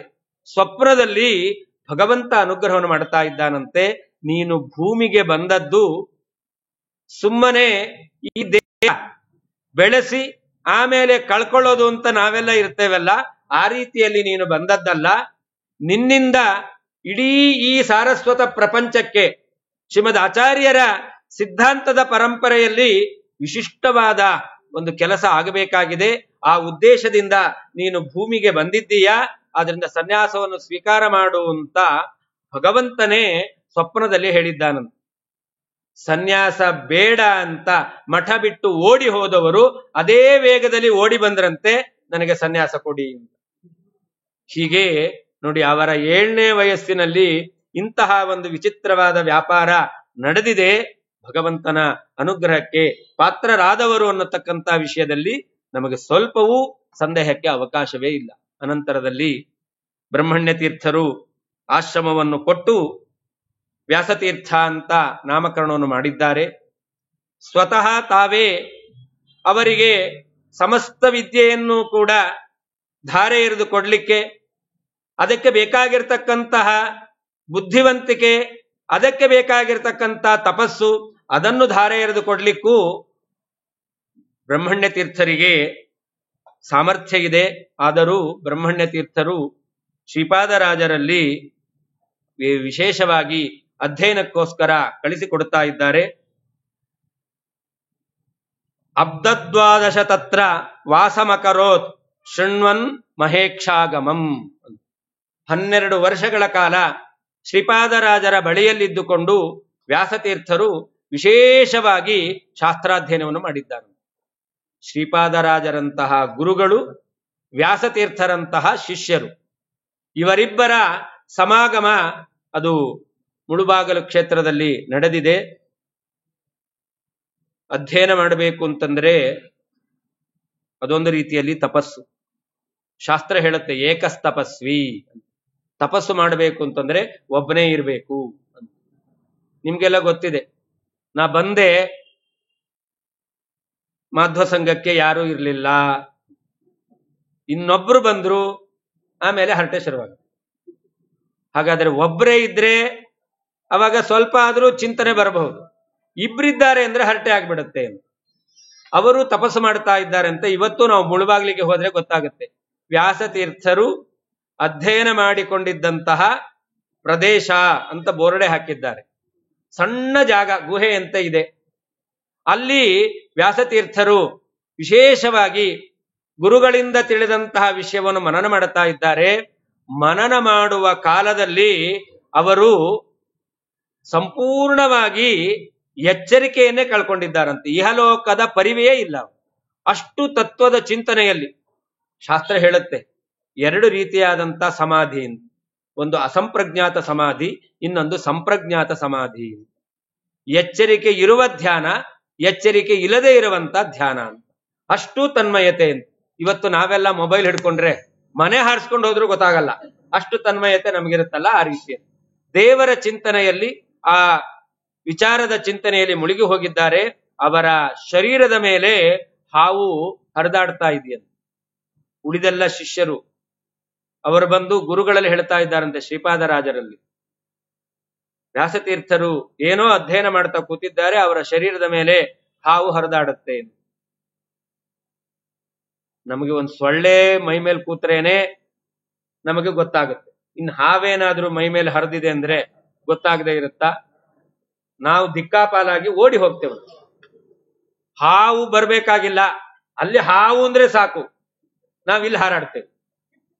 ಅವರಿಗೆ ಆ ಹಾವು ಮೈ ಮೇಲೆ ಹಾರಾಡಿದ್ರು ಕೂಡ, ಸ್ವಲ್ಪ ಹರಿದಾಡಿದ್ರು ಕೂಡ ಅವರಿಗೆ ಎಚ್ಚರಿಕೆಯೇ ಇರಲಿಲ್ಲ. ಅನಂತರ ಆ ಶ್ರೀಪಾದರಾಜರು ಅವರು ಬಂದು ಹಾವಿನ ಭಾಷೆಯಲ್ಲಿ ಅದರ ಜೊತೆಯಲ್ಲಿ ಮಾತಾಡಿ ಆ ಹಾವನ್ನು ಕಳಿಸ್ತಾರಂತೆ. ಆವಾಗ ಹಾವೇ ಹೇಳುತ್ತಂತೆ, ನಾನು ಇವರಿಗೆ ತೊಂದರೆ ಕೊಡ್ಲಿಕ್ಕೆ ಬಂದದ್ದಲ್ಲ.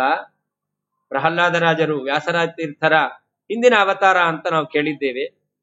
ಆ ಪ್ರಹ್ಲಾದರಾಜರು ತಪಸ್ಸು ಮಾಡ್ತಾ ಇದ್ರು. ತಪಸ್ಸು ಮಾಡ್ತಾ ಇರ್ಬೇಕಾದ್ರೆ ದೇವಾನುದೇವತೆಗಳೆಲ್ಲ ಹುಲಿ, ಸಿಂಹ, ಕರಡಿ, ಚಿರತೆ, ಹಾವು, ಆನೆ ಮೊದಲಾದ ಪ್ರಾಣಿ ರೂಪದಲ್ಲಿ ಬಂದು ಅವರೆಲ್ಲ ತೊಂದರೆ ಕೊಡ್ತಿದ್ರು. ಇವ್ರನ್ನ ದೇವತೆಗಳು ಅನ್ಬೇಕೋ ದೇವ ಅನ್ಬೇಕು? ಯಾರು ಸಾಧನೆಗೆ ತೊಂದರೆ ಕೊಡ್ತಾರೋ ಅವರು ದೇವತೆಗಳಲ್ಲ. ಸಾಧನೆಗೆ ಸಹಕಾರ ಮಾಡುವವರು ದೇವತೆಗಳು, ಸಾಧನೆಗೆ ತೊಂದರೆ ಕೊಡ್ತಕ್ಕಂಥವ್ರು ದೆವ್ವಗಳು. ಹಾಗಾದ್ರೆ ಇವರು ದೇವತೆಗಳು ಅನ್ಬೇಕೋ ದೇವ ಅನ್ಬೇಕು?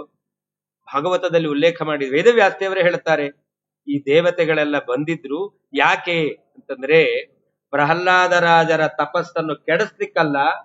ಪ್ರಹ್ಲಾದರಾಜರ ತಪಸ್ಸು ಎಷ್ಟು ವಿಶಿಷ್ಟ ಆದದ್ದು ಅಂತ ಜಗತ್ತಿಗೆ ತಿಳಿಸ್ಲಿಕ್ಕೋಸ್ಕರ ಅಲ್ಲ. ಇವರೆಲ್ಲ ಪ್ರಾಣಿ ರೂಪದಲ್ಲಿ ಬಂದು ತೊಂದರೆ ಕೊಟ್ರೆ ಪ್ರಹ್ಲಾದರಾಜರ ತಪಸ್ಸನ್ನು ಜಗತ್ತಿಗೆ ಏನು ತಿಳಿಸಿದಂತೆ ಆಯಿತು?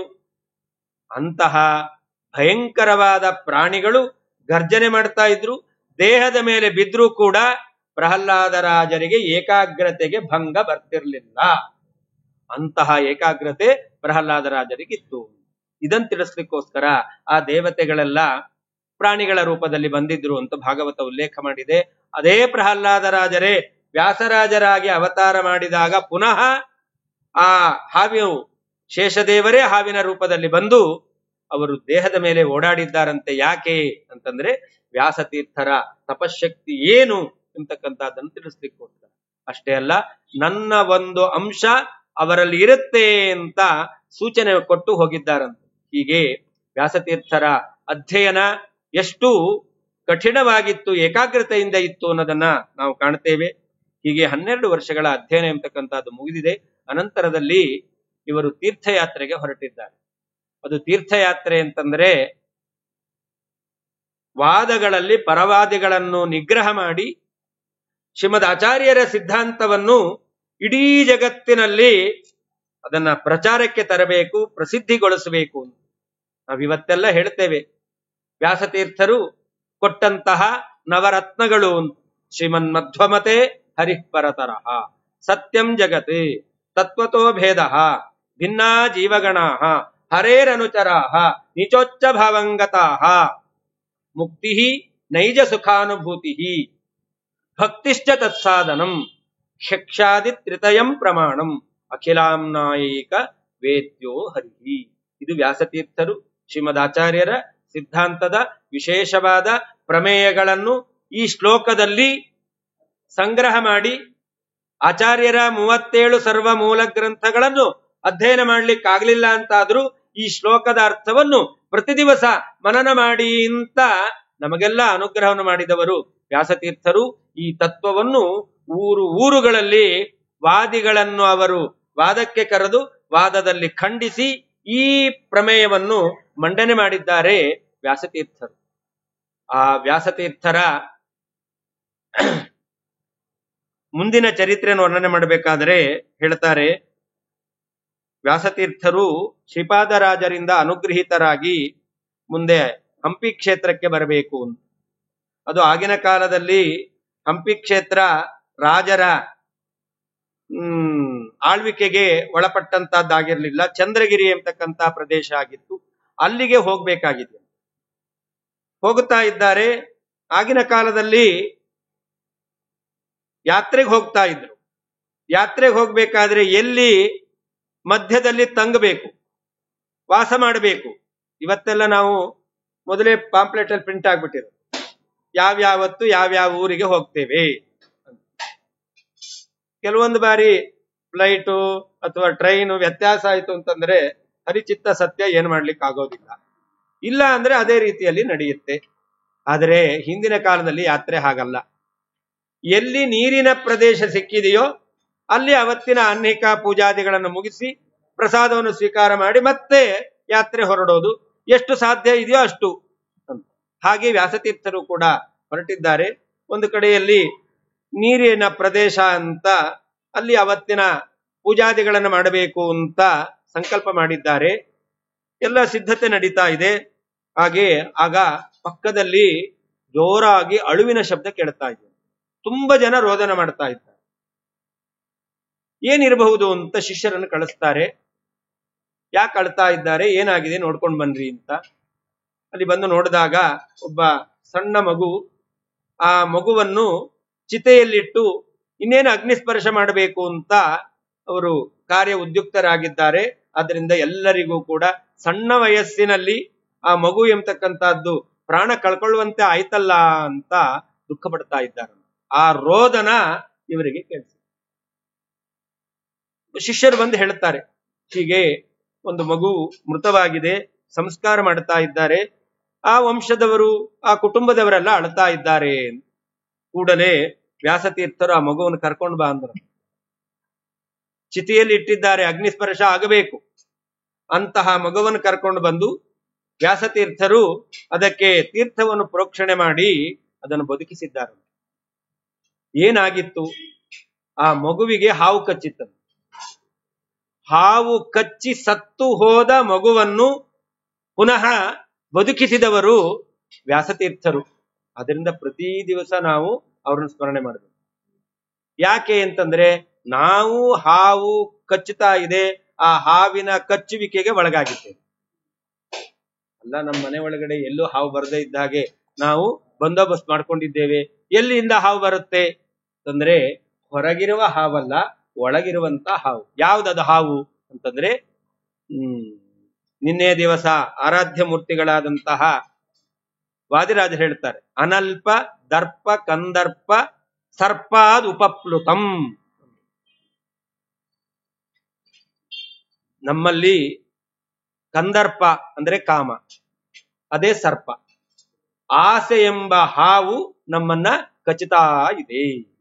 ಭಾಗವತ ಇದು ಹೇಳುತ್ತೆ, ಕಾಲವ್ಯಾಲ ಮುಖಾಲೀಢ ಜಗತ್ರಾಣ ವಿಧಾಯಕಂ. ನಾವೆಲ್ಲರೂ ಆಸೆ ಎಂಬುವಂತಹ ಹಾವಿನ ಕಚ್ಚುವಿಕೆಗೆ ಪ್ರತಿ ದಿವಸ ಬಲಿಯಾಗ್ತಾ ಇದ್ದೇವೆ. ಇವತ್ತು ಒಂದು ಆಸೆ ತೀರ್ತು ಅಂದ್ರೆ ನಾಳೆ ಇನ್ನೊಂದು ಆಸೆ ಹುಟ್ಕೊಳ್ತು. ಸಾಯೋ ತನಕ ಆಸೆ ಎಂಬತಕ್ಕಂಥದ್ದು ಇದ್ದೇ ಇರುತ್ತೆ. ಸಾಯುವ ಆಸೆ ಬಿಟ್ಟು ಉಳಿದೆಲ್ಲ ಆಸೆ ಇದೆ. ಹಾಗಾದ್ರೆ ಇಂತಹ ಆಸೆ ಅದೇ ಸರ್ಪ, ಆ ಸರ್ಪದ ಬಾಧೆಗೆ ನಾವು ಒಳಗಾಗಿದ್ದೇವೆ. ಅಂತಹ ಬಾಧೆ ನಮಗೆ ತೊಂದರೆ ಕೊಡಬಾರದು, ಸಾಧನೆಗೆ ತೊಡಕಾಗಬಾರದು ಅಂತಂದ್ರೆ ವ್ಯಾಸತೀರ್ಥರನ್ನು ನಾವು ಸ್ಮರಣೆ ಮಾಡ್ತೇವೆ ಅಂತಂದ್ರೆ ನಮಗೆ ಆಸೆ ಇಲ್ಲದಂತೆ ಜೀವನಕ್ಕೆ ಎಷ್ಟು ಬೇಕೋ ಅಷ್ಟರಲ್ಲಿ ನಾವು ಯದೃಚ್ಛಾಲಾಭ ಸಂತೃಪ್ತರಾಗಿ ಬದುಕುವಂತ ಅನುಗ್ರಹವನ್ನು ಮಾಡುತ್ತಾರೆ. ಹೀಗೆ ವ್ಯಾಸತೀರ್ಥರು ಇನ್ನೊಬ್ಬರ ವಿಷವನ್ನು ಪರಿಹಾರ ಮಾಡಿದ್ರು. ಅಷ್ಟೇ ಅಲ್ಲ, ಅವರ ಚರಿತ್ರೆಯಲ್ಲಿ ನಾವು ಕಾಣುತ್ತೇವೆ, ಸ್ವತಃ ಅವರಿಗೇನೆ ವಿಷ ಪ್ರಯೋಗವನ್ನು ಮಾಡಿದ್ದಾರೆ. ಮೊನ್ನೆ ಸತ್ಯಬೋಧರ ಆರಾಧನೆಯಾಗಿತ್ತು. ನೈವೇದ್ಯಗಂ ವಿಷಂ, ನೈವೇದ್ಯದಲ್ಲಿ ಇದ್ದಂತಹ ವಿಷ ಅದನ್ನ ಅವರು ಸ್ವೀಕಾರ ಮಾಡಿದ್ರು. ಅದೇ ಕಥೆ ವ್ಯಾಸತೀರ್ಥರ ಚರಿತ್ರೆಯಲ್ಲೂ ಕಾಣುತ್ತೇವೆ. ಇತರರು ವ್ಯಾಸತೀರ್ಥರು ಏನು ಶ್ರೀಮದ್ ಆಚಾರ್ಯರ ಸಿದ್ಧಾಂತವನ್ನು ಪ್ರಚಾರ ಮಾಡ್ತಾ ಇದ್ದಾರೆ, ಆ ಪ್ರಚಾರದ ವೈಖರಿ ವೈಭವ ಅದನ್ನು ನೋಡಿ ಹೊಟ್ಟೆ ಉರ್ಕೊಂಡು ಆ ಹೊಟ್ಟೆ ಕಿಚ್ಚು ಒಬ್ಬನ ಅಡಿಗೆಯವನ ಮೂಲಕ ಅವರಿಗೆ ವಿಷಪ್ರಯೋಗ ಮಾಡಿಸ್ಲಿಕ್ಕೆ ಕಾರಣವಾಗುತ್ತಾ ಇದೆ. ಅಡಿಗೆಯವನಿಗೆ ದುಡ್ಡು ಕೊಟ್ಟು ವಿಷವನ್ನು ಹಾಕಿಸಿ ಅಡಿಗೆಯನ್ನು ನಿರ್ಮಾಣ ಮಾಡಿಸಿ ನೈವೇದ್ಯಕ್ಕೆಲ್ಲ ಇಟ್ಟಿದ್ದಾರೆ. ಕೊನೆಯಲ್ಲಿ ವ್ಯಾಸತೀರ್ಥರು ಭಿಕ್ಷೆಗೆ ಕುತ್ಕೊಳ್ಬೇಕು. ಆ ಸಂದರ್ಭದಲ್ಲಿ ಗಡಗಡ ಅಂತ ನಡಗುತ್ತಾ ಇದ್ದಾನಂತೆ, ಮೈಯೆಲ್ಲ ಬೆವ್ತು ಹೋಗಿದೆಯಂತೆ. ಅವನು ಅಡಿಗೆಯವನಾದರೂ ಕೂಡ ವ್ಯಾಸತೀರ್ಥರ ಮಹಿಮೆ ಏನು ಅಂತ ಕೇಳಿದ್ದ. ಹಣಕ್ಕೋಸ್ಕರ ವಿಷ ಹಾಕೋಣ ಅಂತ ಭಾವನೆ ಬಂದಿತ್ತು. ಆದ್ರೆ ಆ ವಿಷಮಿಶ್ರಿತವಾದ ಅನ್ನವನ್ನು ತನ್ನ ಕೈಯಿಂದಲೇ ಹಾಕ್ಬೇಕಾದ್ರೆ ಯಾವುದೇ ಒಬ್ಬ ವ್ಯಕ್ತಿಗೂ ಕೂಡ ಕಳ್ಳನೇ ಆಗಿರ್ಬಹುದು, ಕೊಲೆಗಡಕನೇ ಆಗಿರ್ಬಹುದು, ಮೊದಲು ಅವನಿಗೆ ತಾನು ತಪ್ಪು ಮಾಡ್ತಾ ಇದ್ರೆ ತಪ್ಪು ಮಾಡ್ತಾ ಇದ್ದೇನೆ ಅಂತ ಸಾಕ್ಷಿ ಹೇಳುತ್ತೆ. ಕೊಲೆಗಡುಕ ಅವನು ಅನೇಕ ಕೊಲೆ ಮಾಡಿದ ಮೇಲೆ ಅವನಿಗೆ ನಿರ್ಭೀತನಾಗಿ ಕೊಲೆ ಮಾಡ್ತಾನೆ. ಮೊದಲನೇ ಕೊಲೆ ಮಾಡ್ಬೇಕಾದ್ರೆ ಅವನ ಕೈಯು ಗಡಗಡ ನಡುಗ್ತಾ ಇದೆ. ಅದೇ ಅಂತಸ್ಸಾಕ್ಷಿ ಅಂತ ಹೇಳ್ತೇವೆ. ಹಾಗೆ ಇವನು ಕೂಡ ಯಾರಿಗೂ ವಿಷ ಹಾಕಿದವನಲ್ಲ. ಇಂಥ ಮಹನೀಯರಿಗೆ ವಿಷ ಹಾಕ್ಬೇಕಲ್ಲ, ಅಂತಹ ಪಾಪಿ ನಾನಾಗ್ತೇನಲ್ಲ ಅಂತ ಆಲೋಚನೆ ಮಾಡ್ತಾ ಇದ್ದಾನೆ. ಗಡಗಡ ನಡುಗ್ತಾನಂತ. ಆಗ ಕೇಳ್ತಾರಂತೆ ವ್ಯಾಸತೀರ್ಥರು, ಯಾಕೆ ನಡುಗ್ತಾ ಇದ್ದೀಯಾ? ದಿವಸ ಅಡಿಗೆ ಮಾಡೋನು ನೀನು, ಯಾವತ್ತೂ ನಡುಗ್ತಾ ಇರ್ಲಿಲ್ಲ, ಬೆವರ್ತಾ ಇರ್ಲಿಲ್ಲ, ಇವತ್ತು ಯಾಕೆ ನಡುಗ್ತಾ ಇದ್ದೀಯಾ, ಬೆವರ್ತಾ ಇದ್ದೀಯಾ? ಅವನು ಹೇಳ್ತಾನಂತೆ, ನನ್ನಿಂದ ತಪ್ಪು ನಡೆದಿದೆ, ನನ್ನನ್ನು ಕ್ಷಮ ಮಾಡ್ರಿ. ಅವ್ರು ಕೇಳ್ತಾರಂತೆ, ಏನಾಗಿದೆ? ಇಲ್ಲ, ಈ ಭಿಕ್ಷೆಯನ್ನು ಸ್ವೀಕಾರ ಮಾಡಬಾರದು. ಒಂದು ನಿಯಮ ಇದೆ, ಪರಿಷೇಕ ಆದಮೇಲೆ ಆಪೋಷಣ ತಗೊಂಡೇ ಹೇಳ್ಬೇಕು. ಆ ಎಲೆಯಲ್ಲಿ ಪರಿಷೇಕ ಮಾಡಿರ್ತೇವೆ, ಊಟ ಮಾಡೋದಾದ್ರೆ ಆ ಎಲೆಯಲ್ಲಿಯೇ ಆಹಾರವನ್ನು ಸ್ವೀಕಾರ ಮಾಡಬೇಕು. ಇವತ್ತೇನಾದ್ರೂ ಸ್ವಲ್ಪ ನಾವು ತಿನ್ನುವಂತಹ ಎಲೆಯೋ ತಟ್ಟೆಯೋ ಅದಕ್ಕೇನಾದ್ರೂ ಬೇರೆ ರೀತಿಯಾದ ತೊಂದರೆ ಬಂತು ಅಂದ್ರೆ ಬೇರೆ ತಟ್ಟೆ ಇಡು, ಬೇರೆ ಎಲೆ ಹಾಕುವಂತ ಊಟ ಮಾಡ್ತೇವೆ. ಅದಕ್ಕೆ ಶಾಸ್ತ್ರದಲ್ಲಿ ಅವಕಾಶ ಇಲ್ಲ. ಯಾಕೆಂದ್ರೆ ಅದೊಂದು ಯಜ್ಞ. ಒಂದು ಯಜ್ಞ ಅಂತಂದ್ರೆ ಒಂದು ಹೋಮದಲ್ಲಿ ಅಗ್ನಿಯನ್ನು ಪ್ರತಿಷ್ಠಾಪನೆ ಮಾಡಿದ್ದೇವೆ ಅಂತಂದ್ರೆ ಅದೇ ಕುಂಡದಲ್ಲಿ ಆಹುತಿ ಕೊಡ್ಬೇಕಷ್ಟೇ ಹೊರತು ಆ ಕುಂಡ ಬಿಟ್ಟು ಇನ್ನೊಂದು ಕುಂಡದಲ್ಲಿ ಆಹುತಿ ಕೊಡ್ತೇನೆ ಅಂತಂದ್ರೆ ಅದಕ್ಕೆ ಅವಕಾಶ ಇಲ್ಲ. ಹಾಗೆ ವೈಶ್ವಾನರ ಯಜ್ಞ ನಡೀತಾ ಇದೆ ಅಂತಂದ್ರೆ ಯಾವ ಪಾತ್ರೆಯಲ್ಲಿ ನಾವು ಆಹುತಿಗೆ ಬೇಕಾದಂತಹ ದ್ರವ್ಯವನ್ನು ಇಟ್ಕೊಂಡಿದ್ದೇವೋ ಅದೇ ಪಾತ್ರೆಯಲ್ಲಿ ಇರಬೇಕಷ್ಟೇ ಹೊರತು ಅದನ್ನು ವ್ಯತ್ಯಾಸ ಮಾಡ್ಲಿಕ್ಕೆ ಇಲ್ಲ. ಅವ್ರು ಹೇಳ್ತಾರೆ, ಇದು ಒಳಗಡೆ ಇರುವಂತಹ ವೈಶ್ವಾನರ ರೂಪಿಯಾದ ಪರಮಾತ್ಮನಿಗೆ ಅರ್ಪಣೆ ಮಾಡಲಿಕ್ಕೆ ಯೋಗ್ಯವಾದಂತಹ ಹವಿಸ್ಸು ಈಗಾಗಲೇ ಪಾತ್ರೆಯಲ್ಲಿ ಹಾಕಿ ಆಗಿದೆ, ಇದನ್ನು ನಾವು ಸ್ವೀಕಾರ ಮಾಡಲೇಬೇಕು. ಆಗ ಒಂದು ಪ್ರಶ್ನೆ ಕೇಳ್ತಾರಂತೆ, ಇದು ನೈವೇದ್ಯ ಆಗಿದೆ ತಾನೇ ಅಂತ. ಅವನು ಹೇಳ್ತಾನಂತೆ, ಹೌದು ನೈವೇದ್ಯ ಆಗಿದೆ ಅಂತ. ಅವ್ರು ಕೇಳ್ತಾರಂತೆ, ನೈವೇದ್ಯಕ್ಕೆ ಇಟ್ಟಾಗ ನೀನ್ ಏನಂತಿಟ್ಟಿ ಅಂತ.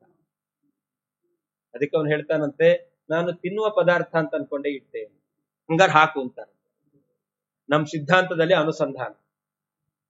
ಅನುಸಂಧಾನಕ್ಕೆ ಅಷ್ಟು ಮಹತ್ವ ಇದೆ ಅಂತ ಹೇಳ್ತೇವೆ. ನೋಡಿ, ವ್ಯಾಸತೀರ್ಥರು ಹೇಳ್ತಾರೆ, ನೀನು ಅನ್ನವನ್ನು ಇಟ್ಟಿದ್ದೇನೆ ಅಂತ ಅನುಸಂಧಾನ ಮಾಡಿದ್ದೀಯಾ ನೈವೇದ್ಯಕ್ಕೆ ಇಡಬೇಕಾರೆ ಅಂತಂದ್ರೆ ಅದರಲ್ಲಿ ವಿಷ ಇಲ್ಲ, ಅನ್ನವೇ ಅದು ಅಂತ ಅವ್ರು ಹೇಳ್ತಾರಂತೆ. ತಿಂತಾರೆ, ಅವರಿಗೆ ಏನು ವಿಕಾರ ಆಗಲಿಲ್ಲ. ಯಾಕೆ ಅಂತಂದ್ರೆ ನೈವೇದ್ಯ ಕಾಲದಲ್ಲಿ ದ್ವಾದಶ ಸ್ತೋತ್ರವನ್ನು ಪಠನೆ ಮಾಡುತ್ತೇವೆ.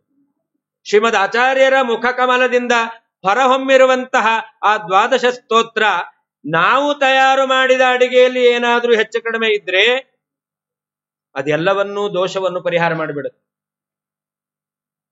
ಆದ್ರಿಂದಲೇನೆ ಹಿಂದಿನ ಕಾಲದಲ್ಲಿ ಋಷಿ ಮುನಿಗಳೆಲ್ಲ ಆಸ್ಪತ್ರೆಗೆ ಹೋದದ್ದು ಅಂತಿಲ್ವೇ ಇಲ್ಲ.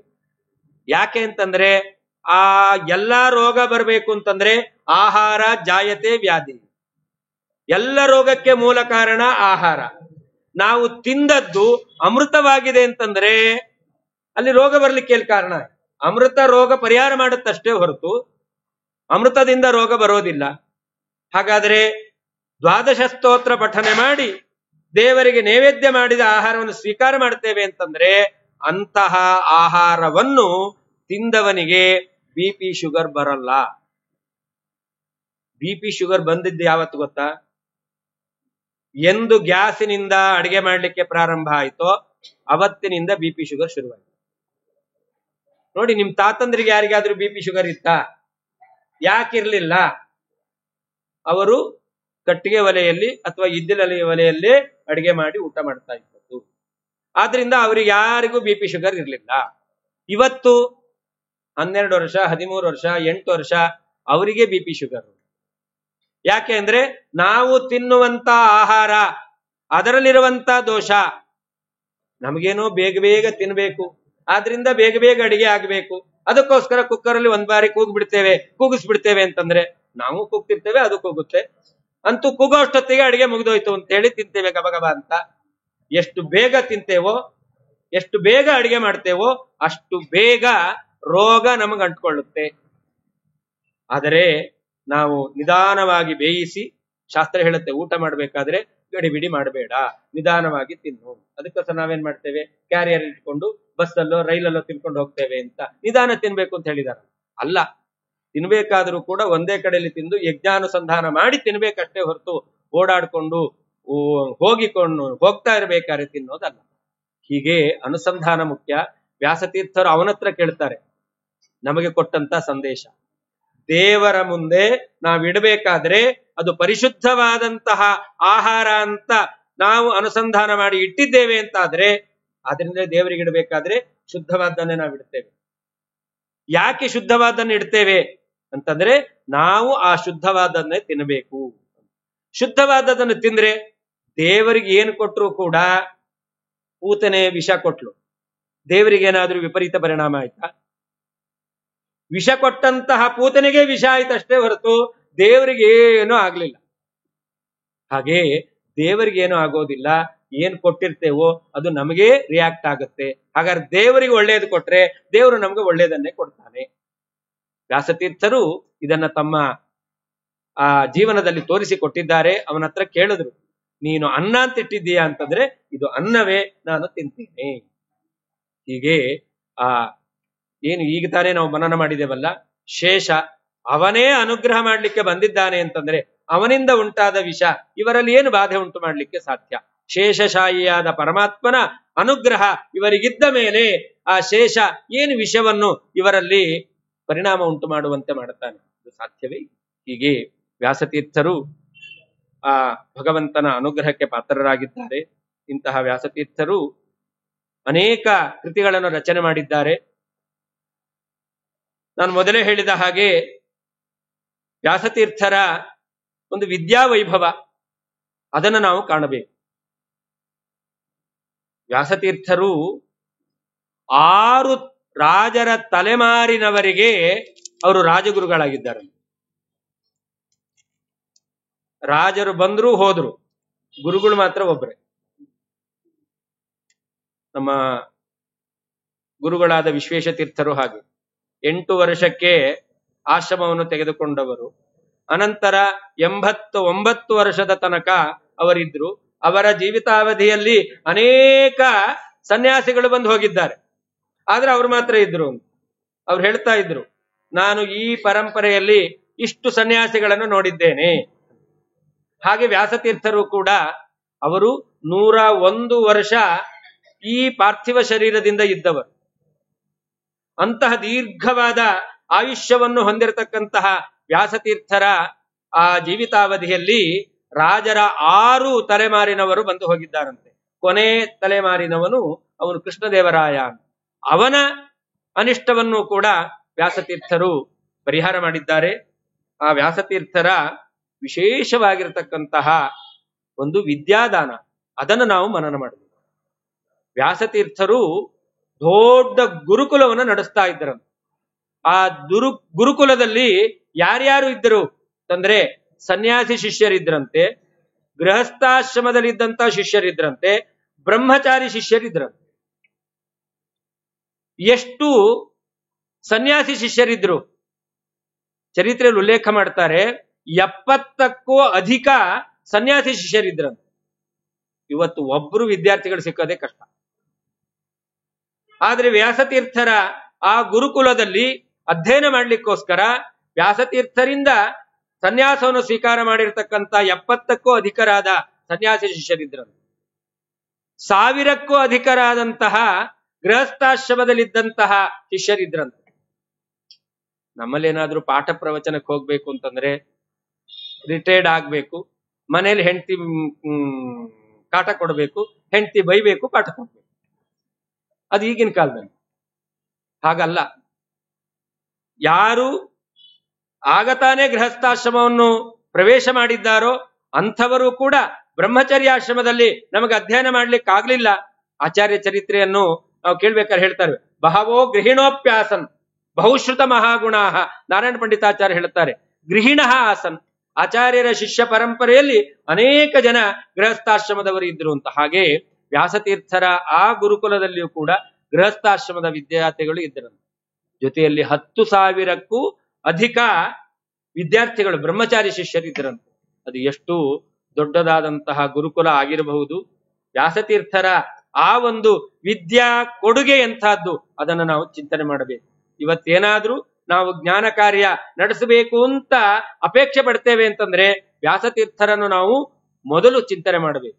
ಇಂತಹ ವಿದ್ಯಾದಾನ ಮಾಡಿರ್ತಕ್ಕಂತಹ ವಿಶೇಷವಾದಂತಹ ಹೆಗ್ಗಳಿಕೆ ಅದು ವ್ಯಾಸತೀರ್ಥರಿಗಿದೆ. ಕೇವಲ ವಿದ್ಯಾದಾನ ಮಾತ್ರ ಅಲ್ಲ, ಶಾಸ್ತ್ರ ಹೇಳುತ್ತೆ. ಯಾಕೆ ವಿದ್ಯಾದಾನ ಎಂಬತಕ್ಕಂತಹದ್ದು ಬಹಳ ಮುಖ್ಯವಾದ ದಾನ. ಕನ್ಯಾದಾನ ಮಾಡಿದ್ರೆ ಯೌವನ ಇರೋ ತನಕ ಮಾತ್ರ ಅದರಿಂದ ಫಲ. ಧನದಾನ ಮಾಡಿದ್ರೆ ಧನ ಇರುವಷ್ಟು ಕಾಲ ಮಾತ್ರ, ಕನ್ಯೆ ಇರುವಷ್ಟು ಕಾಲ ಕನ್ಯೆಯಿಂದ ಏನಾದ್ರೂ ಪ್ರಯೋಜನ ಇರುತ್ತೆ. ಧನ ಹಾಗಲ್ಲ, ಧನ ಇರುವಷ್ಟು ಕಾಲ ಅಂತ. ಆದ್ರೆ ವಿದ್ಯೆ ಇದೆಯಲ್ಲ, ಅದು ಜನ್ಮ ಜನ್ಮಾಂತರಕ್ಕೂ ಕೂಡ ನಮಗೆ ಸಹಾಯಕ್ಕೆ ಬರತಕ್ಕಂತಹದ್ದು. ಏನಾದ್ರೂ ದಾನ ಮಾಡ್ತೇವೆ ಅಂತಂದ್ರೆ ವಿದ್ಯಾದಾನವನ್ನು ಮಾಡಬೇಕು ಅಂತ ಅದನ್ನ ತಿಳಿಸಿಕೊಟ್ಟವರು ವ್ಯಾಸತೀರ್ಥರು. ಹೇಗೆ ವಿದ್ಯಾದಾನವನ್ನು ಮಾಡಿದ್ದಾರೋ ಹಾಗೆ ಸಂಪತ್ತಿನ ದಾನವನ್ನು ಮಾಡಿದ್ದಾರೆ. ಕೃಷ್ಣದೇವರಾಯ ಇವರಿಗೆ ವಿಶೇಷವಾಗಿ ತಮ್ಮ ಗುರುಗಳು ಅಂತ ಸ್ವೀಕಾರ ಮಾಡಿ ಅವರಿಗೆ ರತ್ನಾಭಿಷೇಕವನ್ನು ಮಾಡಿದ್ದಾನಂತ. ಇವರು ಶ್ರೀಪಾದರಾಜರ ಶಿಷ್ಯರು. ಶ್ರೀಪಾದರಾಜರ ಚರಿತ್ರೆಯಲ್ಲಿ ಹೇಳ್ತಾರೆ, ಶ್ರೀಪಾದರಾಜರು ಹೇಗಿದ್ರು? ಅವರು ಶ್ರೀಪಾದರಾಜರು, ಶ್ರೀಪಾದಾನಾಂ ರಾಜ. ಯಾರ್ಯಾರು ಸನ್ಯಾಸಿಗಳಿದ್ದಾರೋ ಅವರಿಗೆಲ್ಲ ರಾಜರು. ಅಷ್ಟೇ ಅಲ್ಲ, ಶ್ರೀಪಾದಶ್ಚ ರಾಜಾಚ ಶ್ರೀಪಾದರ. ಅವರು ರಾಜರಂತೆ ಮೆರೆದಂತ ಸನ್ಯಾಸಿಗಳು. ಏನು ರಾಜರಂತೆ ಮೆರೆದಿದ್ರು ಅಂತಂದ್ರೆ, ಪ್ರತಿ ದಿವಸ ಅವರು ಹೊಸ ಹೊಸ ಆಭರಣಗಳನ್ನು ಹಾಕೊಳ್ತಾ ಇದ್ರು. ನಿಮ್ಗೆಲ್ಲ ಅನ್ಸುತ್ತೆ ಇವರೇನು ಸನ್ಯಾಸಿಗಳು ಅಥವಾ ಗೃಹಸ್ಥಾಶ್ರಮದಲ್ಲಿ ಇದ್ದವರು. ಮಹಿಳೆಯರಿಗೆ ಅನ್ನಿಸ್ಬಹುದು ನಾವೇ ಹೊಸ ಹೊಸ ಹಾಕೊಳ್ಳಿಕ್ಕಿಲ್ಲ ಅಂತ. ಏನಾದ್ರೂ ಹಾಕೊಳ್ಬೇಕು ಅಂದ್ರೆ ಅದ್ರ ಬದಲು ಹಾಕೊಳ್ಳೋದು. ಇದನ್ನ ನೀನ್ ಹಾಕೋ ಇವತ್ತು, ನಿಂದ ನಾನು ಹಾಕೊಳ್ತೇನೆ ಅಂತೂ ಬೇರೆ ಹಾಕೊಂಡಂತ ಆಯ್ತು. ಶ್ರೀಪಾದರಾಜರು ಪ್ರತಿ ದಿವಸವೂ ಕೂಡ ಹೊಸ ಹೊಸ ಆಭರಣಗಳನ್ನ ಹಾಕೊಳ್ತಾ ಇದ್ರಂತೆ. ನಿಮ್ಗನ್ಸುತ್ತೆ ಅವ್ರು ಸನ್ಯಾಸಿಗಳ? ಯಾಕೆ ಆಭರಣ ಹಾಕೋಬೇಕು ಅಂತಂದ್ರೆ ನಿಮ್ಗೆ ಗೊತ್ತು, ಮಿನಿಮಮ್ ನಾವು ವಿಜಯ ಮಾಧ್ವ ಸಂಘಕ್ಕೆ ಹೋಗ್ಬೇಕು ಅಂತಂದ್ರೆ ಹೊರಡ್ಬೇಕು ಅಂದ್ರೆ 1 ಗಂಟೆ ಮೊದಲು ಹೇಳ್ರಿ, ನಾವು ತಯಾರಾಗ್ಬೇಕು ಕನ್ನಡಿ ಮುಂದೆ ನಿಂತ್ಕೊಳ್ಳಿಕ್ಕೆ. ಹೌದಾ ಅಲ್ವ? ಹಾಗಾದ್ರೆ ಶ್ರೀಪಾದರಾಜರು ಆಭರಣ ಹಾಕೊಳ್ತಾ ಇದ್ರು ಅಂತಂದ್ರೆ ಅಲಂಕಾರ ಮಾಡ್ಕೊಳ್ಳಿಕ್ಕೆ ಎಷ್ಟೊತ್ತು ಕನ್ನಡಿ ಮುಂದೆ ನಿಂತ್ಕೊಳ್ತಿದ್ರು? ಸನ್ಯಾಸಿಗಳಿಗೆ ಒಂದಿದೆ, ಕನ್ನಡಿ ನೋಡ್ಕೊಳ್ಬಾರ್ದು, ಸನ್ಯಾಸ ಧರ್ಮ. ಗೃಹಸ್ಥರಿಗಿಲ್ಲ, ಆದ್ರಿಂದ ಕನ್ನಡಿ ಮುಂದೆ ನಿಂತಿರ್ತಾರೆ. ಎಲ್ಲಾದ್ರೂ ಒಂದ್ ಕನ್ನಡಿ ಕಾಣ್ಲಿ, ಒಂದ್ಸರ್ತಿ ಮುಖ ನೋಡ್ಕೊಂಡೇ ಹೋಗ್ಬೇಕು, ಇಲ್ಲಾದ್ರೂ ಸಮಾಧಾನವೇ ಇಲ್ಲ. ಮುಂದೆ ಹೋದವ್ರು ಹಿಂದೆ ಬಂದು ನೋಡ್ಕೊಂಡು ಹೋಗ್ತಾರೆ. ನಿಮ್ಗೆಲ್ಲ ಗೊತ್ತಿರೋದ. ಹಾಗಾದ್ರೆ ಶ್ರೀಪಾದರಾಜರು ಅವರೇನು ಪ್ರತಿ ದಿವಸ ಆ ರಾಜಭೋಗವನ್ನು ಅನುಭವಿಸ್ತಾ ಇದ್ರು. ನಿಮ್ಗೆಲ್ಲ ಗೊತ್ತೇ ಇದೆ, 60 ಬಗೆಯ ಆಹಾರ ಎಂಬತಕ್ಕಂತಹದ್ದು ನೈವೇದ್ಯಕ್ಕೆ ಆಗ್ತಾ ಇತ್ತು ಅಂತ. ನಮ್ಮಲ್ಲಿ 1 ದಿವಸ ಆಗ್ಬೇಕು ಅಂತಂದ್ರೆ ಕಷ್ಟ ಆಗ್ಬಿಡುತ್ತೆ. ಸಾಕಪ್ಪ ಸಾಕು, ಎಲ್ಲ ಮಠ ಕೊಟ್ಬಿಡೋಣ, ಇನ್ ಮನೇಲೇ ಬೇಡ ಅಂತೇಳಿ. ಪ್ರತಿ ದಿವಸ ಆಗ್ಬೇಕು ದೇವರ ನೈವೇದ್ಯಕ್ಕೆ. ಎಂತ ವೈಭವ! ಹಾಗಾದ್ರೆ ಇದೆಲ್ಲ ಹೇಗೆ ಅಂತಂದ್ರೆ ಪ್ರತಿ ದಿವಸ ಭಕ್ತರು ಬಂದು ಕೊಡ್ತಾ ಇದ್ರಂತ. ಇದು ನೀವು ಸ್ವೀಕಾರ ಮಾಡಬೇಕು ಅಂತ. ಶ್ರೀಪಾದರಾಜರು ಭಕ್ತರು ಕೊಟ್ಟಂತ ಆ ಆಭರಣವನ್ನು ದೇವರಿಗೆ ಸಮರ್ಪಣೆ ಮಾಡಿ ಅನಂತರದಲ್ಲಿ ದೇವರ ಪ್ರಸಾದ ಅಂತ ಹಾಕೊಳ್ತಿದ್ರು. ಕನ್ನಡಿ ಮುಂದೆ ನಿಂತು ಅಲಂಕಾರ ಮಾಡ್ಕೊಳ್ತಿರ್ಲಿಲ್ಲ. ಅದಾದ ಮೇಲೆ ಅದನ್ನೇನ್ ಮಾಡ್ತಿದ್ರು? ಅದನ್ನೆಲ್ಲ ಬ್ರಾಹ್ಮಣರಿಗೆ ದಾನ ಮಾಡ್ತಿದ್ರು. ಆದ್ರಿಂದ ಪ್ರತಿ ದಿವಸ ಯಾರಾದರೂ ಬಂದು ಇದು ದೇವರಿಗೆ, ಇದು ನಿಮಗೆ ಅಂತ ಕೊಡ್ತಾ ಇದ್ರು. ಅದನ್ನ ದೇವರಿಗೆ ಅರ್ಪಣೆ ಮಾಡಿ ತಾವು ಸ್ವೀಕಾರ ಮಾಡಬೇಕು ಅಂತ ಭಕ್ತರು ಅಪೇಕ್ಷೆ ಪಟ್ಟಿದ್ರಿಂದ ತಾವು ಸ್ವೀಕಾರ ಮಾಡಿ ಅದನ್ನ ದಾನ ಮಾಡುತ್ತಾ ಇದ್ರು. ಹಾಗೆ ಅವರ ಶಿಷ್ಯರಾದಂತ ವ್ಯಾಸತೀರ್ಥರು ಕೂಡ ಕುಹು ಎಂಬತಕ್ಕಂತಹ ಯೋಗದಿಂದ ಕೃಷ್ಣದೇವರಾಯನಿಗೆ ಆಪತ್ತು ಬಂದದ್ರಿಂದ ಸಿಂಹಾಸನದಲ್ಲಿ ಕುಳಿತುಕೊಂಡು ಆ ದುರ್ಯೋಗ ಅವನಿಗೆ ಬಾರದಿರಲಿ, ಅವನಿಗೆ ಮುಂದೆ ಸುಯೋಗವೇ ಆಗಲಿ ಅಂತ ಹೇಳಿ ಯೋಗಿಗಳಾದಂತಹ ವ್ಯಾಸತೀರ್ಥರು ಆ ಸಿಂಹಾಸನದಲ್ಲಿ ಕೂತು ಅವನಿಗೆ ಬಂದ ಆಪತ್ತನ್ನು ಪರಿಹಾರ ಮಾಡಿದ್ರಿಂದ ಅವನು ರತ್ನಾಭಿಷೇಕವನ್ನೇ ಮಾಡಿಸಿದನು. ವ್ಯಾಸತೀರ್ಥರು ತಮಗೆ ಮಾಡಿಸಿದ ಆ ಅಭಿಷೇಕದ ರತ್ನವನ್ನು ಯಾರಿಗೆ ಕೊಡ್ಬೇಕು? ಹೆಂಡತಿ ಇಲ್ಲ, ಮಕ್ಕಳಿಲ್ಲ. ಹಾಗಾದ್ರೆ ಕೊಟ್ರು. ಯಾರಿಗೆ ಕೊಟ್ರು? ಎಲ್ಲ ಬ್ರಾಹ್ಮಣರಿಗೂ ದಾನ ಮಾಡಿದರು. ಕವಿ ವರ್ಣನೆ ಮಾಡ್ತಾನೆ, ದಾನ ಮಾಡ್ಬೇಕಾದ್ರೆ ಹೇಗೆ ದಾನ ಮಾಡಬೇಕು? ದಾನ ಮಾಡ್ಬೇಕಾದ್ರೆ ಹೀಗೆ ದಾನ ಮಾಡೋದು. ಕೈಯಲ್ಲಿ ಹಿಡ್ಕೊಂಡು ದಾನ ಮಾಡ್ತೇವೆ. ದಾನ ಮಾಡ್ಬೇಕಾದ್ರೆ 5 ಬೆರಳು ಸೇರ್ಕೊಳ್ಳುತ್ತೆ.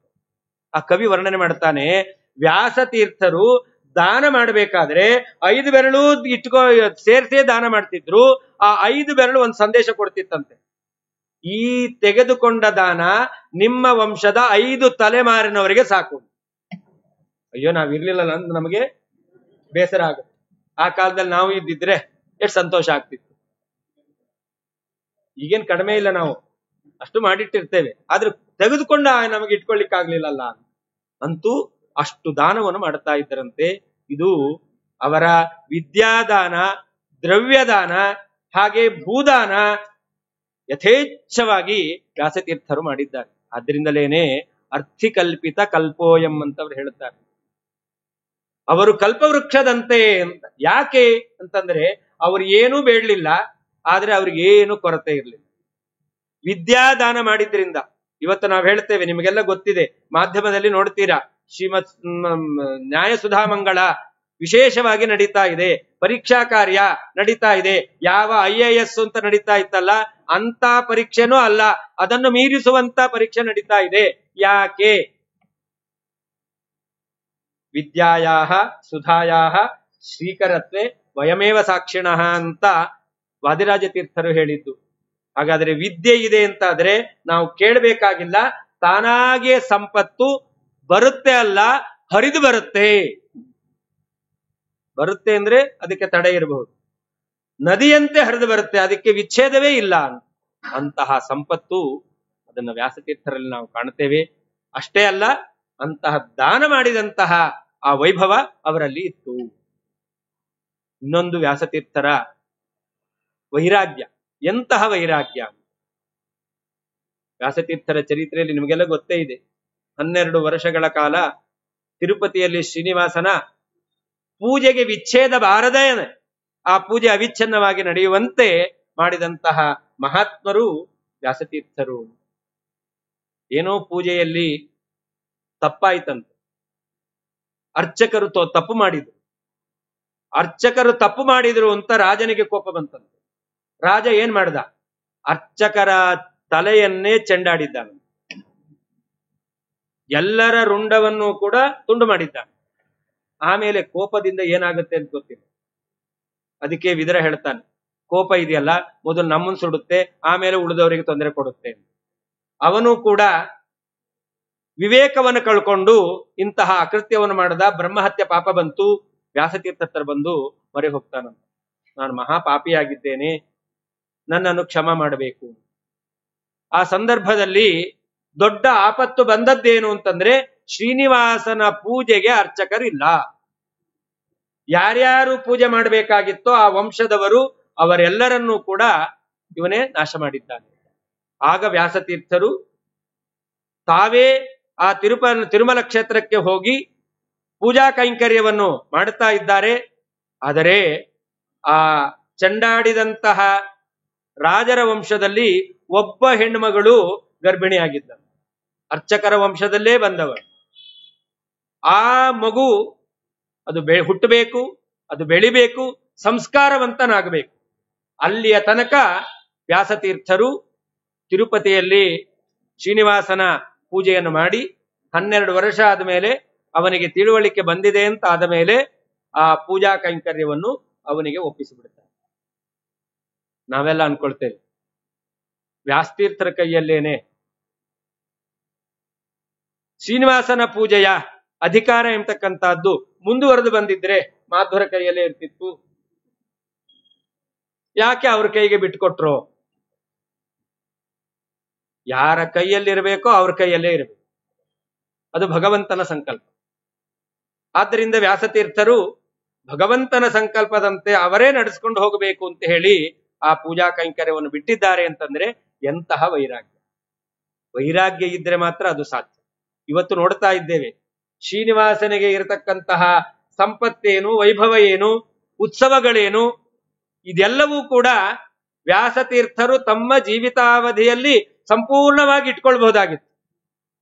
ಇಟ್ಕೊಂಡಿದ್ರಿಂದ ವ್ಯಾಸತೀರ್ಥರಿಗೆ ಎಂತಹ ಮಹತ್ವ ಬರ್ತಿತ್ತು. ಆದರೆ ವಿಕಾರ ಹೇತೋ ಸತಿ ವಿಕ್ರಿಯಂತೆ ಯೇಷಾಂನ ಚೇತಾಂಸಿ ತಯೇವ ಧೀರಾಹ. ಯಾರು ವಿರಕ್ತರು ಎಲ್ಲ ಇದ್ರೂ ಕೂಡ ಏನೂ ಬೇಡ ಅಂತ ತ್ಯಾಗ ಮಾಡಿ ಹೋಗ್ತಾರಲ್ಲ, ಅದೇ ನಿಜವಾದ ವೈರಾಗ್ಯ. ಹೀಗೆ ತಮ್ಮ ಅಧೀನದಲ್ಲಿತ್ತು ನಾನು ಕೊಡಲ್ಲ ಅಂತಂದ್ರೆ ಕೇಳುವಂತ ಧೈರ್ಯ ಯಾರಿಗಿರ್ಲಿಲ್ಲ. ಯಾಕೆ ಇವರ ತಪಸ್ಸಿನ ಶಕ್ತಿಯನ್ನು ಏನು ಅಂತ ಎಲ್ಲರೂ ಕೂಡ ತಿಳಿದಿದ್ದಾರೆ. ಹಾಗಿರ್ಬೇಕಾದ್ರೆ ನಾನು ಕೊಡಲ್ಲ, ಏನ್ ಮಾಡ್ತೀರಾ ಅಂತ ಕೇಳಿದ್ರೆ ಯಾರು ತುಟಿಕ್ ಪಿಟಿಕ್ ಅನ್ಲಿಕ್ಕೆ ಅವಕಾಶ ಇರಲಿಲ್ಲ. ಆದ್ರೆ ವ್ಯಾಸತೀರ್ಥರು ಅದನ್ನ ಹಿಂತಿರುಗಿಸಿ ಕೊಟ್ಟಿದ್ದಾರೆ. ಅಷ್ಟೇ ಅಲ್ಲ, ಇದರಿಂದ ನಾವು ಕಾಣಬೇಕಾದದ್ದು ಪರಮಾತ್ಮನ ಪೂಜೆಗೆ ಏನಾದರೂ ತೊಂದರೆ ಬರುವಂತಹ ಪ್ರಸಂಗ ಇದೆ ಅಂತಾದ್ರೆ ಆಗ ವ್ಯಾಸತೀರ್ಥರನ್ನು ಸ್ಮರಣೆ ಮಾಡಬೇಕು. ವ್ಯಾಸತೀರ್ಥರ ಸ್ಮರಣೆ ಮಾಡಿದ್ದೇವೆ ಅಂತಂದ್ರೆ ಆವಾಗ ನಮ್ಮ ಮನೆಯಲ್ಲಿ ಅಥವಾ ನಮ್ಮ ಊರಿನ ದೇವಸ್ಥಾನದಲ್ಲಿ ಪೂಜಾ ಕೈಂಕರ್ಯಕ್ಕೆ ತೊಂದರೆ ಬಂದಿದ್ರೆ ವ್ಯಾಸತೀರ್ಥರು ನಿವಾರಣೆ ಮಾಡ್ತಾರೆ. ಅದು ನನ್ನ ಸ್ಮರಣೆಯಿಂದ ಆಗತ್ತೆ, ಭಗವಂತ ಮಾಡಿಸ್ತಾನೆ ಅನ್ನೋದನ್ನ ತೋರಿಸ್ಲಿಕ್ಕೋಸ್ಕರ ಇಂತಹ ಒಂದು ವೈಭವವನ್ನು ವ್ಯಾಸತೀರ್ಥರು ತೋರಿದ್ದಾರೆ. ಅಂತಹ ವ್ಯಾಸತೀರ್ಥರ ಕೃತಿಗಳು, ಅದರ ಬಗ್ಗೆಯೂ ನಾವು ಸ್ವಲ್ಪ ಮನನ ಮಾಡಬೇಕು. ಗುರುಗುಣಸ್ತವನದಲ್ಲಿ ವಾದೀಂದ್ರ ತೀರ್ಥರು ವ್ಯಾಸತೀರ್ಥರ ಕೃತಿಯನ್ನು ವರ್ಣನೆ ಮಾಡಬೇಕಾದರೆ ಅದು ಹೇಳ್ತಾರೆ, ನ್ಯಾಯಾಮೃತ, ತರ್ಕತಾಂಡವ, ತಾತ್ಪರ್ಯ ಚಂದ್ರಿಕಾ ಎಂಬತಕ್ಕಂತಹ ಈ 3 ಗ್ರಂಥಗಳು ಅದು ನೃಸಿಂಹರೂಪಿಯಾದ ಪರಮಾತ್ಮನ ಕಣ್ಣಿದ್ದ ಹಾಗೆ. ನೃಸಿಂಹರೂಪಿ ಪರಮಾತ್ಮ ಅವತಾರ ಮಾಡಿದ. ಯಾಕೆ ಅಂತಂದ್ರೆ ಹಿರಣ್ಯಕಶಿಪು ಎಂಬತಕ್ಕಂಥ ದೈತ್ಯ,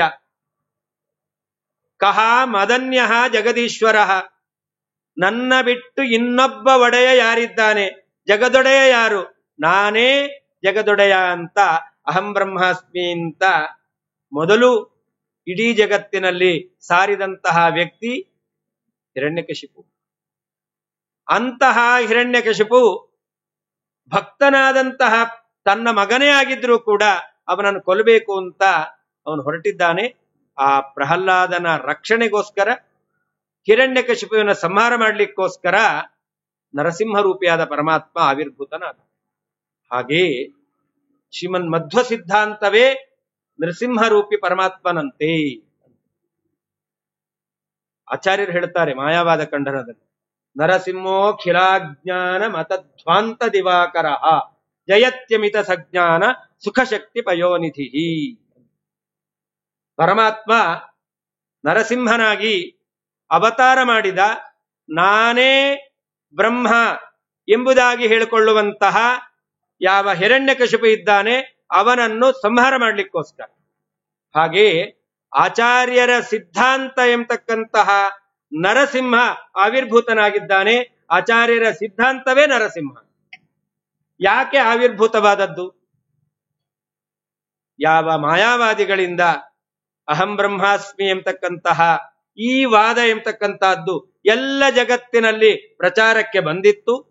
ಇಂತಹ ಮಾಯಾವಾದ ಎಂಬುವಂತಹ ಹಿರಣ್ಯಕಶಿಪುವನ್ನು ಸಂಹಾರ ಮಾಡಲಿಕ್ಕೋಸ್ಕರ ಆವಿರ್ಭೂತವಾದಂತಹ ನರಸಿಂಹನಂತೆ ಇರತಕ್ಕಂತಹದ್ದು ಶ್ರೀಮದ್ ಆಚಾರ್ಯರ ಸಿದ್ಧಾಂತ. ನರಸಿಂಹರೂಪಿಯಾದ ಪರಮಾತ್ಮನಿಗೆ 3 ಕಣ್ಣು. ಹಾಗೆ ಶ್ರೀಮದ್ ಆಚಾರ್ಯರ ಸಿದ್ಧಾಂತ ಎಂಬುವಂತಹ ನರಸಿಂಹನಿಗೆ 3 ಕಣ್ಣು. ಯಾವುದು?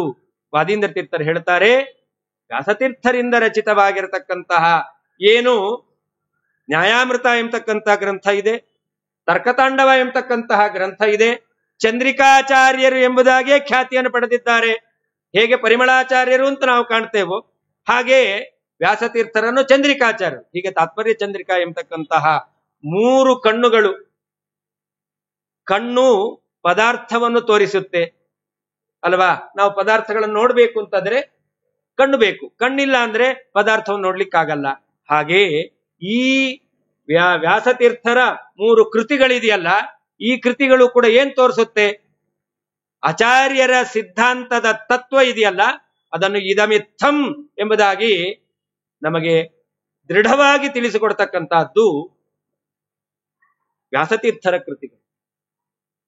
ವ್ಯಾಸತೀರ್ಥರು ಮಾಡಿರುವಂತಹ ಸಾರಸ್ವತ ಪ್ರಪಂಚದ ವಿಶಿಷ್ಟವಾದ ಸೇವೆ.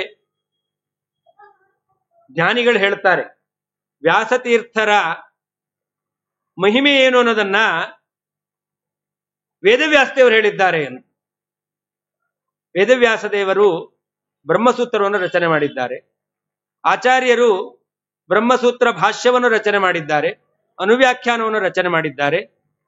ಆಚಾರ್ಯರ ಭಾಷ್ಯ ಅನುವ್ಯಾಖ್ಯಾನಗಳಿಗೆ ಅದರಲ್ಲಿ ವಿಶೇಷವಾಗಿ ಟೀಕಾಕೃತ್ಪಾದರು ಭಾಷ್ಯಕ್ಕೆ ಏನು ತತ್ವಪ್ರಕಾಶಿಕ ಎಂಬತಕ್ಕಂತಹ ಟೀಕೆಯನ್ನು ಬರೆದಿದ್ದಾರೆ, ಅದಕ್ಕೆ ವ್ಯಾಖ್ಯಾನ ರೂಪದಲ್ಲಿರ್ತಕ್ಕಂತಹದ್ದು ತಾತ್ಪರ್ಯ ಚಂದ್ರಿಕ.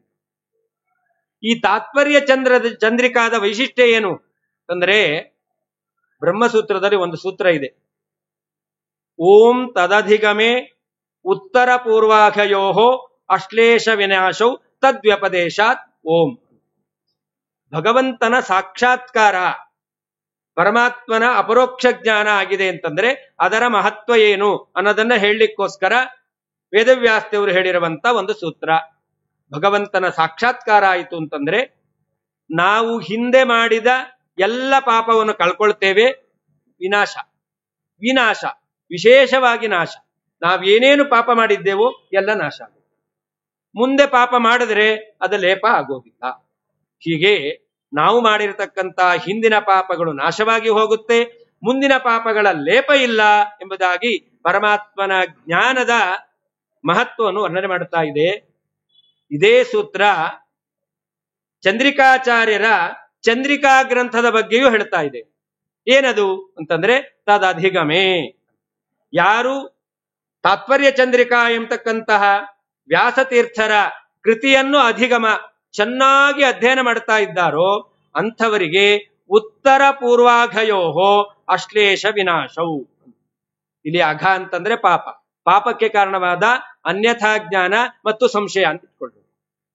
ಹಾಗಾದರೆ ಯಾರು ಚಂದ್ರಿಕಾವನ್ನು ಅಧ್ಯಯನ ಮಾಡ್ತಾ ಇದ್ದಾರೋ ಅವರಿಗೆ ಚಂದ್ರಿಕಾ ಅಧ್ಯಯನಕ್ಕಿಂತ ಮೊದಲು ಏನೇನು ಸಂಶಯ ಇತ್ತೋ ತತ್ವದ ಬಗ್ಗೆ ಎಲ್ಲಾ ಸಂಶಯಗಳು ಕೂಡ ನಾಶ ಆಗುತ್ತೆ. ಅಧ್ಯಯನ ಮಾಡಿದ್ದಾರೆ ಅಂತಂದ್ರೆ ಮತ್ತೆ ಪುನಃ ಸಂಶಯ ಬರಲಿಕ್ಕೆ ಸಾಧ್ಯ ಇಲ್ಲ ಅಂತ. ಹೀಗೆ ತದಧಿಗಮೆ ಉತ್ತರ ಪೂರ್ವಾಘಯೋ ಅಶ್ಲೇಷ ವಿನಾಶವು ಎಂಬುದಾಗಿ ಭಗವಂತನ ಜ್ಞಾನಕ್ಕೆ ಎಂತಹ ವೈಶಿಷ್ಟ್ಯ ಇದೆ ಅನ್ನೋದನ್ನು ಹೇಳಿದ್ದಾರೋ ಅದು ವ್ಯಾಸತೀರ್ಥರ ತಾತ್ಪರ್ಯ ಚಂದ್ರಿಕಾ ಎಂಬತಕ್ಕಂತಹ ಗ್ರಂಥಕ್ಕೂ ಅನ್ವಯ ಆಗುತ್ತೆ.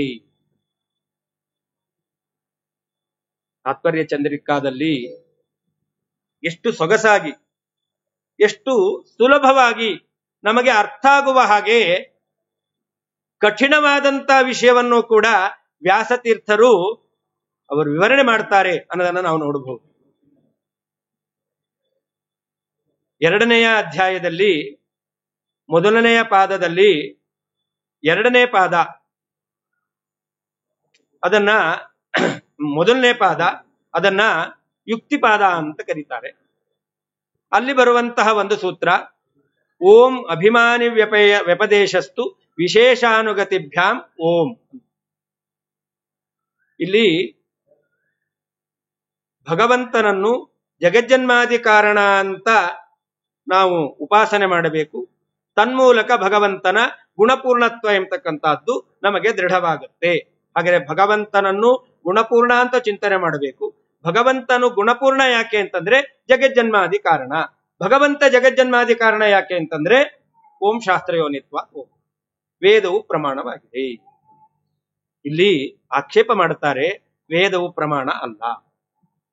ಯಾಕೆ ಪ್ರಮಾಣ ಅಲ್ಲ? ವೇದ ಸುಳ್ಳು ಹೇಳುತ್ತೆ. ಸುಳ್ಳು ಹೇಳು ನೀವು ನಂಬ್ತೀರಾ? ಸುಳ್ಳು ಹೇಳುವ ವ್ಯಕ್ತಿಯನ್ನು ನಂಬೋದಿಲ್ಲ. ಹಾಗೆ ವೇದವು ಸುಳ್ಳು ಹೇಳ್ತಾ ಇದೆ, ಆದ್ರಿಂದ ನಂಬಲಿಕ್ಕೆ ಬರಲ್ಲ. ಏನ್ ಹೇಳುತ್ತೆ ವೇದ? ಮೃದಬ್ರವೀತ್ ಆಪಹ ಅಬ್ರುವನ್ ತತ್ತೇಜೋ ಐಕ್ಷತ ಓಷಧಯ ಸಂವದಂತೆ. ಸಸ್ಯಗಳೆಲ್ಲ ಮಾತಾಡ್ತು, ತೇಜಸ್ಸು ನೋಡಿತು, ನೀರು ಮಾತಾಡಿತು, ಮಣ್ಣು ಮಾತಾಡಿತು. ಇದೆಲ್ಲ ವೇದವಾಕ್ಯಗಳು. ಹಾಗಾದರೆ ವೇದ ಜಡ ಪದಾರ್ಥಗಳು ಮಾತಾಡ್ತು ಅಂತ ಹೇಳ್ತಾ ಇದೆ, ಆದ್ರಿಂದ ವೇದ ಸುಳ್ಳು ಹೇಳ್ತಾ ಇದೆ, ಅದು ಪ್ರಮಾಣ ಆಗ್ಲಿಕ್ಕೆ ಸಾಧ್ಯ ಇಲ್ಲ. ಇದನ್ನು ನಿರಾಕರಣೆ ಮಾಡ್ಲಿಕ್ಕೋಸ್ಕರ ಇದು ವೇದ ಅಪ್ರಮಾಣ. ಯಾಕೆ ಅಪ್ರಮಾಣ ಅಂತಂದ್ರೆ ಯುಕ್ತಿ ವಿರೋಧ ಬರುತ್ತೆ. ನಮಗೆಲ್ಲ ಗೊತ್ತಿದೆ, ಮೃತೆ ಮಣ್ಣು ಮಾತಾಡೋದಿಲ್ಲ. ಯಾಕೆ? ಜಡ. ಆದ್ರೆ ಜಡವಾದದ್ದು ಮಾತಾಡೋದಿಲ್ಲ. ಜಡವಾದಂತ ಟೇಪ್ ರೆಕಾರ್ಡ್ ಆನ್ ಮಾಡಿದ್ರೆ ಯಾವ್ದು ರೆಕಾರ್ಡ್ ಇದೆಯೋ ಆನ್ ಆಗುತ್ತಷ್ಟೇ ಹೊರತು ಹೊಸದಾಗಿ ನಿಮಗೆ ಬೇಜಾರಾಗಿದೆ ಹರಟೆ ಹೊಡೆಯೋಣ ಅಂತಂದ್ರೆ ಮೊಬೈಲ್ ಜೊತೆಗೆ ಹರಟೆ ಹೊಡಿಲಿಕ್ಕೆ ಆಗಲ್ಲ. ಮೊಬೈಲ್ ಇದ್ರೆ ಇನ್ನೊಬ್ರ ಜೊತೆಲಿ ಹರಟೆ ಹೊಡಿಬಹುದು. ಅಂದ್ರೆ ಹರಟೆ ಹೊಡಿಬೇಕು ಅಂದ್ರೆ ಇನ್ನೊಬ್ರು ಚೇತನನೇ ಬೇಕು. ಮಾತಾಡಬೇಕು ಅಂತಂದ್ರೆ ಮಾಧ್ಯಮ ಮೊಬೈಲ್ ಅಷ್ಟೇ ಹೊರತು ಮೊಬೈಲೇ ನಿಮಗೆ ಮಾತಾಡುವ ಇನ್ನೊಬ್ಬ ವ್ಯಕ್ತಿ ಆಗ್ಲಿಕ್ಕೆ ಸಾಧ್ಯ ಇಲ್ಲ. ಅದೇ ನಿಮಗೆಲ್ಲ ಗೊತ್ತಿದೆ. ಹಾಗಾದ್ರೆ ಮಣ್ಣು ಮಾತಾಡಿತು ಅನ್ನೋದು ಅದು ಯುಕ್ತಿ ವಿರುದ್ಧವಾದದ್ದು. ಜಡವಾದ್ರಿಂದ ಮಣ್ಣು ಮಾತಾಡ್ಲಿಕ್ಕೆ ಸಾಧ್ಯ ಇಲ್ಲ ಅಂತ. ಹೀಗೆ ವೇದಕ್ಕೆ ಯುಕ್ತಿ ವಿರೋಧ ಬರ್ತಾ ಇದೆ. ವೇದ ಎಂಬತಕ್ಕಂಥದ್ದು ಅಪ್ರಮಾಣ ಅಂತ ಆಯ್ತು. ಅದಕ್ಕೆ ವೇದವ್ಯಾಸದೇವರು ಅಭಿಮಾನಿ ವ್ಯಪದೇಶಸ್ತು ವಿಶೇಷಾನುಗತಿಭ್ಯಾಮ್ ಎಂಬತಕ್ಕಂತಹ ಸೂತ್ರದಲ್ಲಿ ಮಣ್ಣು ಮಾತಾಡಿತು ಎಂಬತಕ್ಕಂತಹ ಈ ವಾಕ್ಯ ಇದೆಯಲ್ಲ, ಇದಕ್ಕೆ ಮಣ್ಣೇ ಮಾತಾಡ್ತು ಅಂತ ಅರ್ಥ ಅಲ್ಲ. ಯಾಕೆ? ನೀವೆಲ್ಲ ವ್ಯವಹಾರ ಮಾಡ್ತೀರಾ, ತರಕಾರಿ ಇಲ್ವಾ ಅಂತ. ನಿಮಗ್ ತಲೆ ಇದೆಯೋ ಇಲ್ಲ? ತರಕಾರಿ ಇಲ್ವಾ ಅಂತಂದ್ರೆ ಏನರ್ಥ? ತರಕಾರಿ ಯಾರ ಅಧೀನದಲ್ಲಿದೆಯೋ ಅಂತಹ ವ್ಯಕ್ತಿ ಬರಬೇಕು. ಪ್ರತಿ ದಿವಸ ವ್ಯವಹಾರ ಮಾಡೋದಿದೆ. ಹೂ ಇಲ್ವಾ, ತರಕಾರಿ ಇಲ್ವಾ, ಹಣ್ಣು ಇಲ್ವಾ ಎಲ್ಲ ಕರಿತೇವೆ. ಆದ್ರೆ ಹಣ್ಣು ಬರ್ಲಿಕ್ಕೆ ಸಾಧ್ಯ ಇಲ್ಲ, ತರಕಾರಿ ಬರ್ಲಿಕ್ಕೆ ಸಾಧ್ಯ ಇಲ್ಲ, ಹೂವು ಬರ್ಲಿಕ್ಕೆ ಸಾಧ್ಯ ಇಲ್ಲ. ಹಾಗಾದ್ರೆ ಆ ಪದಾರ್ಥ ಯಾರ ಅಧೀನದಲ್ಲಿದೆಯೋ ಅಭಿಮಾನಿಯಾದಂತಹ ವ್ಯಕ್ತಿ ಯಾರೋ ಅವನನ್ನು ಹೇಳುತ್ತೆ. ಹಾಗೆ ವೇದ ಏನ್ ಹೇಳ್ತಾ ಇದೆ? ಮಣ್ಣಿಗೆ ಅಭಿಮಾನಿಯಾದ ದೇವತೆ ಮಾತಾಡ್ತು, ನೀರಿಗೆ ಅಭಿಮಾನಿಯಾದ ದೇವತೆ ಮಾತಾಡ್ತು ಅಂತ ವೇದ ಹೇಳ್ತಾ ಇದೆ. ಆದ್ರಿಂದ ವೇದ ಅಪ್ರಮಾಣ ಅಲ್ಲ, ವೇದವು ಪ್ರಮಾಣವೇ ಆಗಿದೆ. ಅಭಿಮಾನಿ ದೇವತೆಗಳಲ್ಲಿ ಚೇತನರಾದ್ರಿಂದ ವಕ್ತೃತ್ವ ಇದೆ, ಅವರು ಮಾತಾಡಿದ್ರು ಸರಿ. ಹೀಗೆ ಇದೊಂದು ಬ್ರಹ್ಮಸೂತ್ರ. ಇಲ್ಲಿ ಇಷ್ಟ್ಯಾಕೆ ವಿಚಾರ ಮಾಡಬೇಕು? ವೇದ ಎಂಬತಕ್ಕಂಥದ್ದು ಅದು ಪರಮ ಪ್ರಮಾಣ. ವೇದ ವಿರೋಧ ಯುಕ್ತಿಗೆ ಬಂದಿದೆ ಅಂತಾದ್ರೆ ಯುಕ್ತಿ ದುರ್ಬಲವಾಗಿರ್ತಕ್ಕಂಥ ಯುಕ್ತಿಯನ್ನು ಅಪ್ರಮಾಣ ಅಂತ ಹೇಳಿಬಿಡ್ಬಹುದು.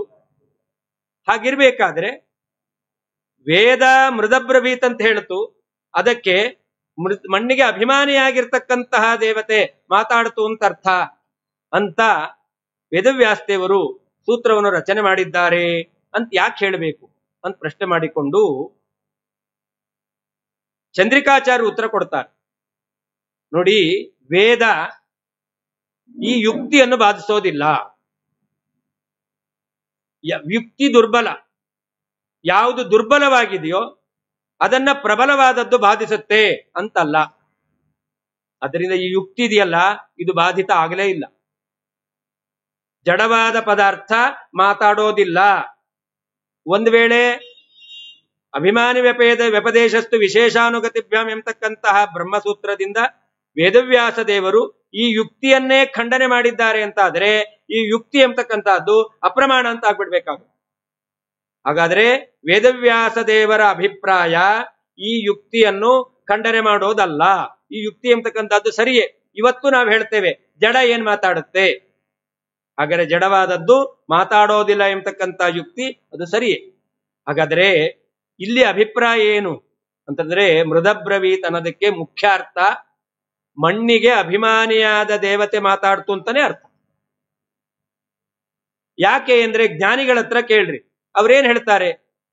ಅವಿವೇಕಿಗಳು ಅಜ್ಞಾನಿಗಳು ಬೇಕಾದ್ರೆ ಮೃದಬ್ರವೀತ್ ಅಂತ ವಾಕ್ಯವನ್ನು ಇಟ್ಕೊಂಡು ಮಣ್ಣು ಮಾತಾಡ್ತು ಅಂತ ವೇದ ಹೇಳಿದೆ ಅಂತ ಅರ್ಥ ಮಾಡ್ಕೊಳ್ತಾರೆ. ಆದ್ರೆ ಯಾರು ಪ್ರಾಜ್ಞರಿದ್ದಾರೋ, ಯಾರು ಜ್ಞಾನಿಗಳಿದ್ದಾರೋ ಅವರ ಹತ್ರ ಈ ವಾಕ್ಯ ಕೊಟ್ರೆ ಅವರೇನ್ ಹೇಳ್ತಾರೆ? ವೇದ ಅದು ಜಡದ ಬಗ್ಗೆ ಹೇಳಿಕ್ ಹೊರಟಿದ್ದಲ್ಲ, ವೇದ ಪರಮಚೇತನನಾದ ಪರಮಾತ್ಮನ ಬಗ್ಗೆ ಹೇಳಿಕ್ ಹೊರಟಿದ್ದು. ಮೃದಬ್ರವೀತ್ ಅಂದ್ರೂ ಕೂಡ ಏನರ್ಥ? ಭಗವಂತನೇ ಮಾತಾಡಿದ ಅಂತ ಒಂದರ್ಥ, ಅಥವಾ ಭಗವಂತನ ಅಧೀನದಲ್ಲಿರುವಂತಹ ಮೃದಭಿಮಾನಿಯಾದ ದೇವತೆಗಳು ಮಾತಾಡಿದ್ರು ಅಂತ ಅರ್ಥ. ಮಣ್ಣು ಮಾತಾಡ್ತು ಅಂತ ಅವ್ರ ತಲೆಗೆ ಹೋಗಲ್ಲ. ಅದರಿಂದ ಮುಖ್ಯ ಅರ್ಥ ಮಣ್ಣಿಗೆ ಅಭಿಮಾನಿಯಾದ ದೇವತೆಗಳು ಮಾತಾಡ್ತಾ ಇದ್ದಾರೆ ಎಂಬುದೇ ವೇದದ ಅರ್ಥ. ಆ ಯುಕ್ತಿಯನ್ನು ಅಪ್ರಮಾಣ ಬಾಧಿತವಾಗಿದೆ ಅಂತ ಮಾಡ್ಲಿಕ್ಕೆ ಈ ಸೂತ್ರ ಹೊರಟಿದ್ದಲ್ಲ. ಇದಕ್ಕೆ ಒಂದು ಸುಂದರವಾದ ಉದಾಹರಣೆ ಕೊಡ್ತಾರೆ ವ್ಯಾಸತೀರ್ಥರು, ಎಲ್ಲರಿಗೂ ಅರ್ಥವಾಗತಕ್ಕಂಥ. ಅದು ಹೇಗೆ?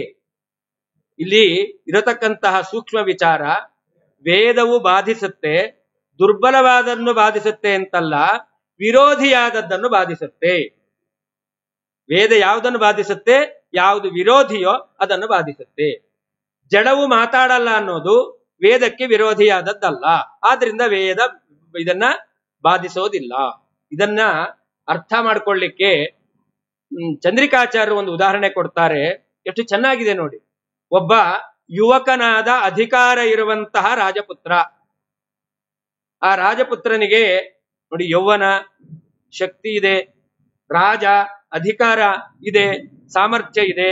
ಅಂತಹ ವ್ಯಕ್ತಿ ಸುಮ್ನೆ ದುರ್ಬಲನಾಗಿರ್ತಕ್ಕಂತಹ ಒಬ್ಬ ಭಿಕ್ಷುಕನನ್ನು ಅವನು ಯಾವತ್ತೂ ಕೂಡ ಶಿಕ್ಷೆಗೆ ಒಳಪಡಿಸಲ್ಲ. ಯಾಕೆ? ಒಂದು ವೇಳೆ ದುರ್ಬಲನಾಗಿದ್ದಾನೆ ಅನ್ನೋ ಕಾರಣಕ್ಕೇನೆ ಅವನನ್ನು ದಂಡಿಸಬೇಕು ಅಂತಾದ್ರೆ ಒಬ್ಬ ಸಮರ್ಥನಾದ ಅಧಿಕಾರದಲ್ಲಿರ್ತಕ್ಕಂತಹ ರಾಜಕುಮಾರ ದುರ್ಬಲನಾಗಿದ್ದಾನೆ ಅಂತ ಭಿಕ್ಷುಕನನ್ನು ದಂಡಿಸಬೇಕಾಗಿತ್ತು. ಸುಮ್ನೆ ಭಿಕ್ಷುಕನ ದಂಡಿಸ್ತಾನ? ಇಲ್ಲ. ಅದೇ ಭಿಕ್ಷುಕನ ದಂಡಿಸ್ತಾನೆ ಯಾವಾಗ? ಅವನಿಗೇನೋ ಸ್ವಲ್ಪ ತಲೆ ಸರಿ ಇದ್ದು ಅವನೇನ್ ರಾಜ, ನಾನೇ ರಾಜ ಅಂತ ಊರಲ್ಲೇ ಹೇಳ್ಕೊಂಡ್ಬರ್ತಾನೆ ಅಂತಂದ್ರೆ ಆವಾಗ ರಾಜನ ರಾಜತ್ವಕ್ಕೆ ವಿರೋಧಿ ಆದ. ಆದ್ರಿಂದ ಅವನನ್ನು ದಂಡಿಸ್ತಾನೆ. ಹಾಗಾದ್ರೆ ಸಾಮರ್ಥ್ಯ ಇದೆ, ಅಧಿಕಾರವೂ ಇದೆ. ಒಬ್ಬ ರಾಜಕುಮಾರ ದುರ್ಬಲನಾಗಿದ್ದಾನೆ ಎಂದ ಮಾತ್ರಕ್ಕೆ ಆ ಬಡವನನ್ನೋ ಭಿಕ್ಷುಕನನ್ನೋ ಅವನು ಶಿಕ್ಷೆಗೆ ಒಳಪಡಿಸೋದಿಲ್ಲ.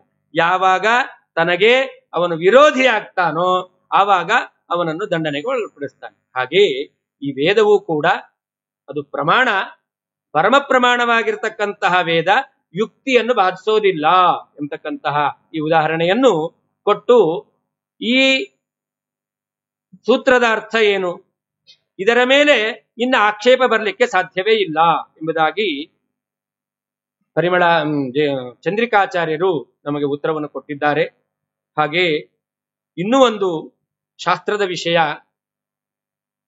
ಓಂ ನ ಪ್ರಯೋಜನವತ್ವಾತ್ ಓಂ ಅಂತ ಬ್ರಹ್ಮಸೂತ್ರ. ಭಗವಂತ ಜಗಜ್ಜನ್ಮಾದಿ ಕಾರಣ. ಯಾಕೆ ಭಗವಂತ ಈ ಜಗತ್ತನ್ನು ಸೃಷ್ಟಿ ಮಾಡಿದ ಅಂತ ನಾವೆಲ್ಲ ಪ್ರಶ್ನೆ ಮಾಡ್ತೇವೆ. ಪರಮಾತ್ಮ ಜಗತ್ತನ್ನು ಸೃಷ್ಟಿ ಮಾಡಿದ್ರಿಂದ ಅವನಿಗೇನಾದ್ರೂ ಪ್ರಯೋಜನ ಇದೆಯೋ? ಅವನಿಗೆ ಪ್ರಯೋಜನ ಇಲ್ಲವೋ? ಪ್ರಯೋಜನ ಇದೆ ಅಂತಂದ್ರೆ ಪರಮಾತ್ಮ ಆಗ್ಲಿಕ್ಕೆ ಸಾಧ್ಯ ಇಲ್ಲ. ಅವನು ಆತ್ಮ ಅಷ್ಟೆ. ಯಾಕೆ? ನಾವೆಲ್ಲ ಆತ್ಮರು, ನಾವೆಲ್ಲ ಪ್ರವೃತ್ತಿ ಮಾಡ್ತೇವೆ. ಯಾಕೆ ಮಾಡ್ತೇವೆ? ಆರಾಧನೆಯಲ್ಲಿ ಪಾಲ್ಗೊಂಡಿದ್ದೇವೆ, ರಜಾ ಹಾಕಿ ಪಾಲ್ಗೊಂಡವರು ಇದ್ದಾರೆ. ಯಾಕೆ? ಏನೋ ತುರ್ತಾದ ಕೆಲಸ ಇತ್ತು, ಅದನ್ನು ಬಿಟ್ಟು ಇವತ್ತು ಪಾಲ್ಗೊಂಡವರು ಇದ್ದಾರೆ. ಯಾಕೆ ಅಂದ್ರೆ ವ್ಯಾಸತೀರ್ಥರ ಅನುಗ್ರಹ ಆಗಲಿ, ನಮಗೆ ಪ್ರಯೋಜನ ಅಪೇಕ್ಷೆ ಇದೆ, ವ್ಯಾಸತೀರ್ಥರ ಅನುಗ್ರಹ ಬೇಕು. ಹಾಗೆ ಭಗವಂತನೂ ಕೂಡ ಈ ಜಗತ್ತನ್ನು ನಿರ್ಮಾಣ ಮಾಡಿದ್ದಾನೆ. ಯಾಕೆ ಮಾಡಿದ್ದಾನೆ? ತನಗೆ ವಾಸ ಮಾಡಲಿಕ್ಕೆ ಒಂದು ಜಾಗ ಬೇಕಾಗಿತ್ತು. ಅದಕ್ಕೋಸ್ಕರ ನಾವು ಮನೆ ಕಟ್ಕೊಂಡಂತೆ ಭಗವಂತ ಈ ಬ್ರಹ್ಮಾಂಡವನ್ನು ಕಟ್ಕೊಂಡಿದ್ದಾನೆ. ದೇವ್ರೇನಾದ? ಅವನು ಆತ್ಮ ಆದ, ಪರಮಾತ್ಮ ಆಗ್ಲಿಲ್ಲ. ಅವನಿಗೆ ಪ್ರಯೋಜನ ಇದೆ ಅಂತಾದ್ರೆ ಅವನು ಪರಮಾತ್ಮ ಆಗ್ಲಿಕ್ಕೆ ಸಾಧ್ಯ ಇಲ್ಲ. ಪ್ರಯೋಜನ ಇಲ್ಲ ಅಂತಾದ್ರೆ ಪ್ರವೃತ್ತಿ ಮಾಡ್ಲಿಕ್ಕೆ ಸಾಧ್ಯ ಇಲ್ಲ. ಪ್ರಯೋಜನ ಮನುದ್ದಿಶ್ಯ ನಮಂದೋಪಿ ಪ್ರವರ್ತ. ಒಬ್ಬ ವಿವೇಕ ಇಲ್ಲದೆ ಇರತಕ್ಕಂತ ವ್ಯಕ್ತಿಯು ಕೂಡ ಏನಾದ್ರೂ ಪ್ರವೃತ್ತಿ ಮಾಡ್ತಾನೆ ಅಂತಂದ್ರೆ ಪ್ರಯೋಜನ ಇರ್ಲೇಬೇಕು. ಪ್ರಯೋಜನ ಇಲ್ಲ ಅಂತಾದ್ರೆ ಅವಿವೇಕಿಯೂ ಕೂಡ ಪ್ರವೃತ್ತಿ ಮಾಡಲ್ಲ ಅಂತಂದ್ರೆ ಮಹಾವಿವೇಕಿಯಾದ ಸರ್ವಜ್ಞನಾದ ಪರಮಾತ್ಮ ಏನೂ ಪ್ರಯೋಜನ ಇಲ್ಲದೆ ಪ್ರವೃತ್ತಿ ಮಾಡ್ತಾನೆ ಒಪ್ಲಿಕ್ಕೆ ಬರುತ್ತಾ?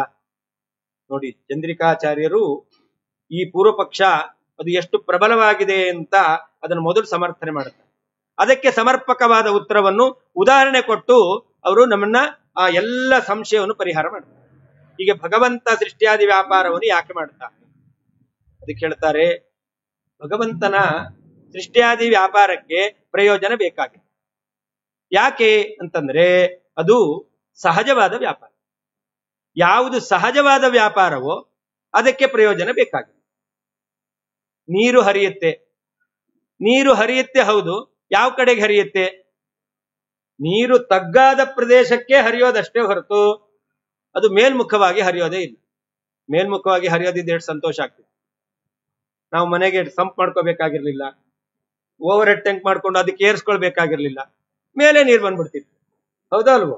ಹಾಗಾದ್ರೆ ನೀರಿನ ಸ್ವಭಾವ ಅದು ಕೆಳಮುಖವಾಗಿ ಹರಿಯತಕ್ಕಂತಹದ್ದು, ಅದು ಅದರ ಸ್ವಭಾವ, ಪ್ರಯೋಜನ ಇಲ್ಲ. ಬೆಂಕಿಯ ಸ್ವಭಾವ ಅದು ಮೇಲ್ಮುಖವಾಗಿ ಉರಿಯತಕ್ಕಂಥದ್ದು. ತಲೆ ಕೆಳಗಾಗಿ ಮಾಡಿ ಹಿಡ್ಕೊಳ್ರಿ, ಕೈ ಸುಡುತ್ತಷ್ಟೇ ಹೊರತು ಅದರ ಜ್ವಾಲೆ ಕೆಳಗೆ ಹೋಗಲ್ಲ. ಹಾಗಾದ್ರೆ ಬೆಂಕಿಯ ಸ್ವಭಾವ ಅದು ಮೇಲ್ಮುಖವಾಗಿ ಉರಿಯೋದು. ಹೀಗೆ ಯಾವುದು ಸ್ವಭಾವವೋ ಅದಕ್ಕೆ ಪ್ರಯೋಜನ ಬೇಕಾಗಿಲ್ಲ. ಹಾಗೆ ಜಗತ್ತಿನ ಸೃಷ್ಟಿಯಾದಿ ವ್ಯಾಪಾರ ಅದು ಭಗವಂತನ ಸ್ವಭಾವ, ಅಲ್ಲಿ ಪ್ರಯೋಜನದ ಪ್ರಶ್ನೆಯೇ ಕೂಡಲ್ಲ. ಅದಕ್ಕೆ ಪುನಃ ಚಂದ್ರಿಕಾಚಾರ್ಯರು ಪ್ರಶ್ನೆ ಮಾಡ್ಕೊಳ್ತಾರೆ, ನೀವು ಉದಾಹರಣೆ ಕೊಟ್ಟಿದ್ದೀರಾ, ಅರ್ಥ ಆಯ್ತು ನಮಗೆ, ಚೆನ್ನಾಗಿದೆ. ಆದರೆ ನೀರು ಜಡ, ಬೆಂಕಿ ಜಡ, ಪರಮಾತ್ಮ ಜಡ ಅಲ್ಲ, ಚೇತನ. ಜಡಗಳಲ್ಲಿ ಬೇಕಾದ್ರೆ ಸ್ವಾಭಾವಿಕವಾಗಿ ಸಹಜವಾದ ಪ್ರವೃತ್ತಿ ಅಂತ ಹೇಳಬಹುದು. ಆದರೆ ಒಬ್ಬ ಚೇತನ ಪ್ರವೃತ್ತಿ ಮಾಡ್ತಾನೆ ಅಂತಂದ್ರೆ ಅದು ಸಹಜವಾದದ್ದು ಅಂತ ಹೇಳಲಿಕ್ಕೆ ಬರುವುದಿಲ್ಲ. ನೀರು, ಬೆಂಕಿ ಇವುಗಳು ಕೆಳಮುಖವಾಗಿ ಮೇಲ್ಮುಖವಾಗಿ ಹರಿಯುತ್ತೆ, ಉರಿಯುತ್ತೆ ಅಂತಂದ್ರೆ ಅದು ಜಡವಾದ್ರಿಂದಾಗಿ ಅದು ಇಚ್ಛೆಗೆ ಅನುಗುಣವಾಗಿ ಮಾಡೋದಲ್ಲ. ಆದರೆ ಚೇತನ ಅವನು ಇಚ್ಛೆಗೆ ಅನುಗುಣವಾಗಿ ಮಾಡುವವನು. ಇಚ್ಛೆ ಇದ್ರೆ ಮಾಡ್ತಾನೆ, ಇಲ್ಲ ಅಂದ್ರೆ ಮಾಡಲ್ಲ.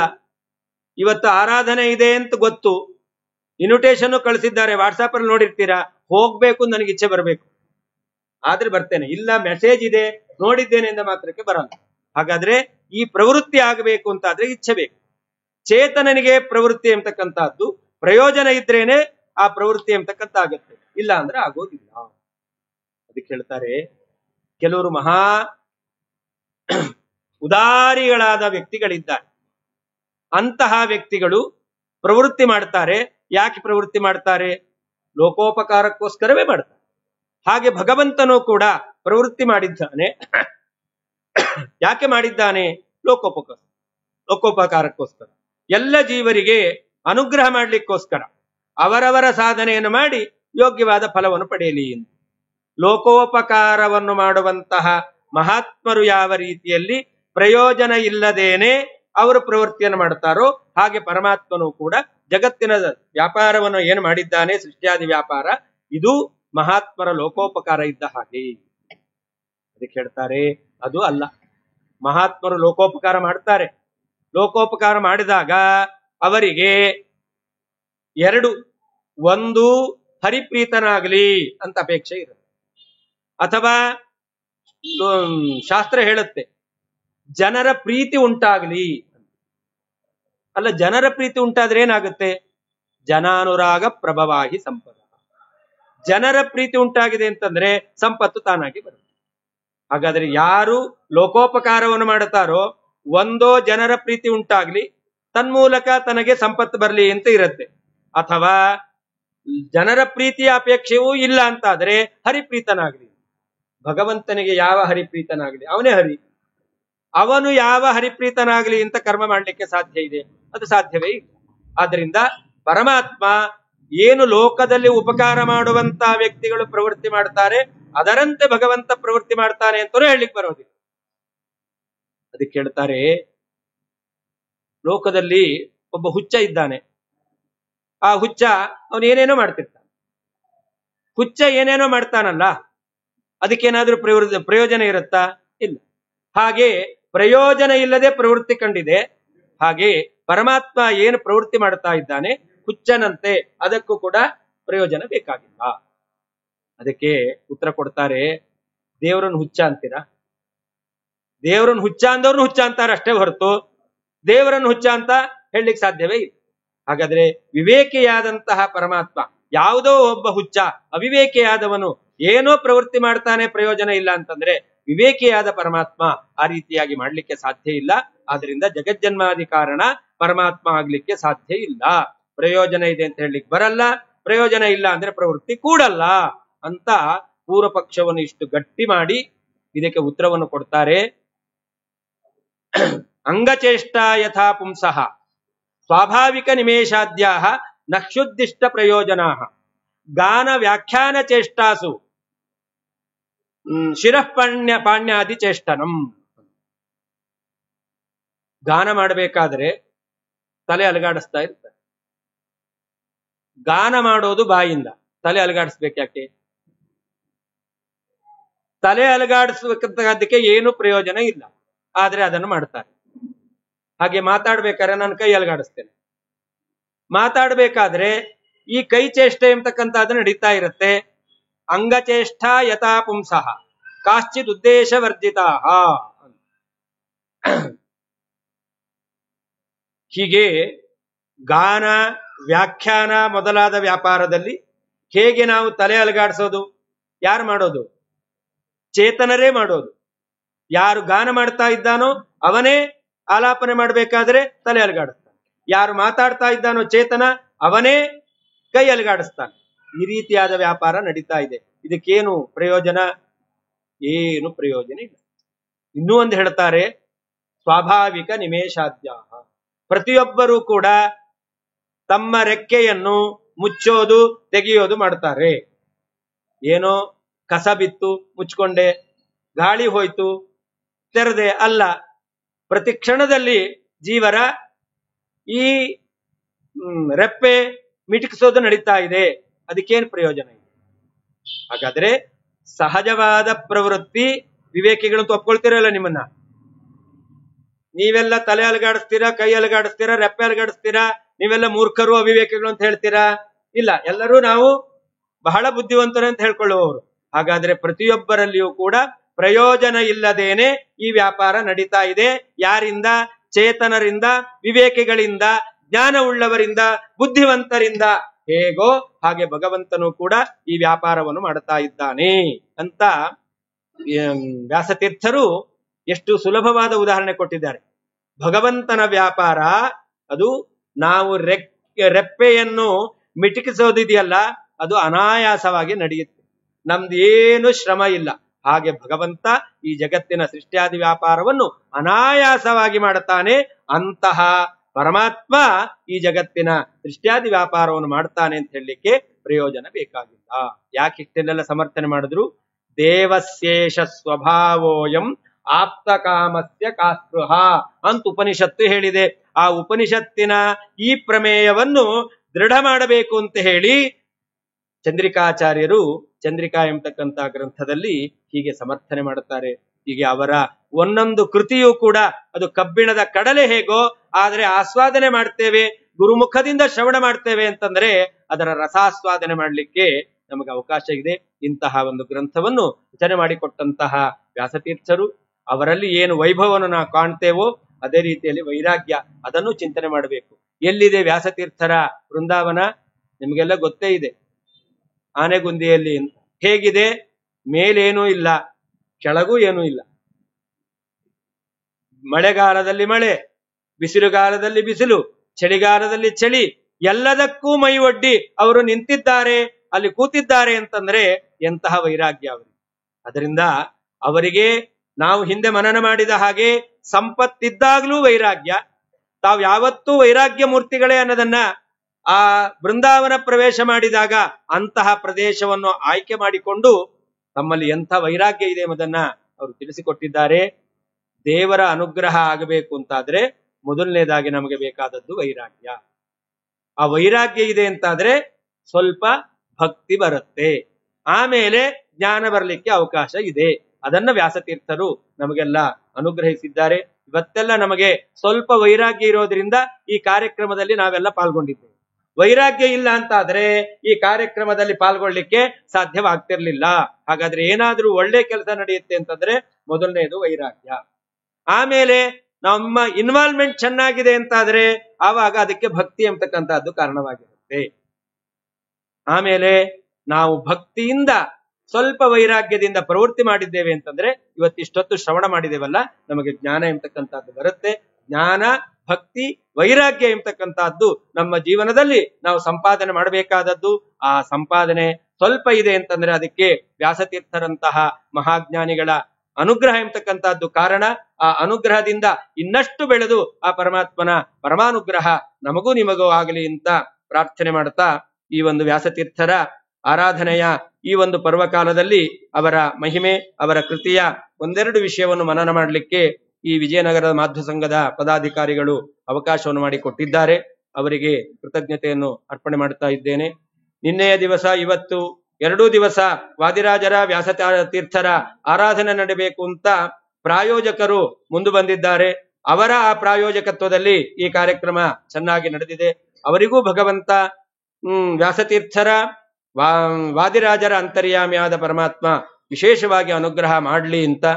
ಯಾರೇ ಪ್ರಾಯೋಜಕರು ಮುಂದೆ ಬರಬಹುದು, ಆದರೆ ಶ್ರೋತೃಗಳೇ ಇಲ್ಲ ಅಂತಾದರೆ ಯಾರು ಪ್ರಾಯೋಜಕರಿದ್ರು ಕೂಡ ಆಯೋಜಕರಿದ್ರು ಕೂಡ ಕಾರ್ಯಕ್ರಮ ಎಲ್ಲ ಬಿದ್ದು ಹೋಗುತ್ತೆ. ನೀವೆಲ್ಲರೂ ಕೂಡ ಉತ್ಸಾಹದಿಂದ ಪಾಲ್ಗೊಂಡಿದ್ದೀರಾ. ಅದರಿಂದ ನಿಮಗೂ ನಮಗೂ ಆ ವ್ಯಾಸತೀರ್ಥರ ಅಂತರ್ಯಾಮಿ ಪ್ರಾಣಾಂತರ್ಯಾಮಿಯಾದಂತಹ ಪರಮಾತ್ಮ ಹಿತೋಪ್ಯತಿಶಯವಾಗಿರ್ತಕ್ಕಂತಹ ಶ್ರವಣಾದಿ ಕಾರ್ಯದಲ್ಲಿ ಅನುಗ್ರಹವನ್ನು ಮಾಡಲಿ ಅಂತ ಪ್ರಾರ್ಥನೆ ಮಾಡುತ್ತಾ ಅಸ್ಮದ್ ಗುರುವಂತರ್ಯಾಮಿ ಪ್ರಾಣಾಂತರ್ಯಾಮಿ ಪರಮಾತ್ಮನಲ್ಲಿ ಈ 4 ಮಾತುಗಳನ್ನು ಅರ್ಪಣೆ ಮಾಡ್ತಾ ಇದ್ದೇನೆ. ಶ್ರೀಕೃಷ್ಣಾರ್ಪಣಮಸ್ತು. ಸರ್ವಗುಣ ಸಂಪೂರ್ಣ ಸರ್ವದೋಷ ವಿವರ್ಜಿತ ಪ್ರಿಯತಾಂ ಪ್ರೀತಯೇವಾಲಂ ವಿಷ್ಣುರ್ಮೇ ಪರಮಸ್ತು.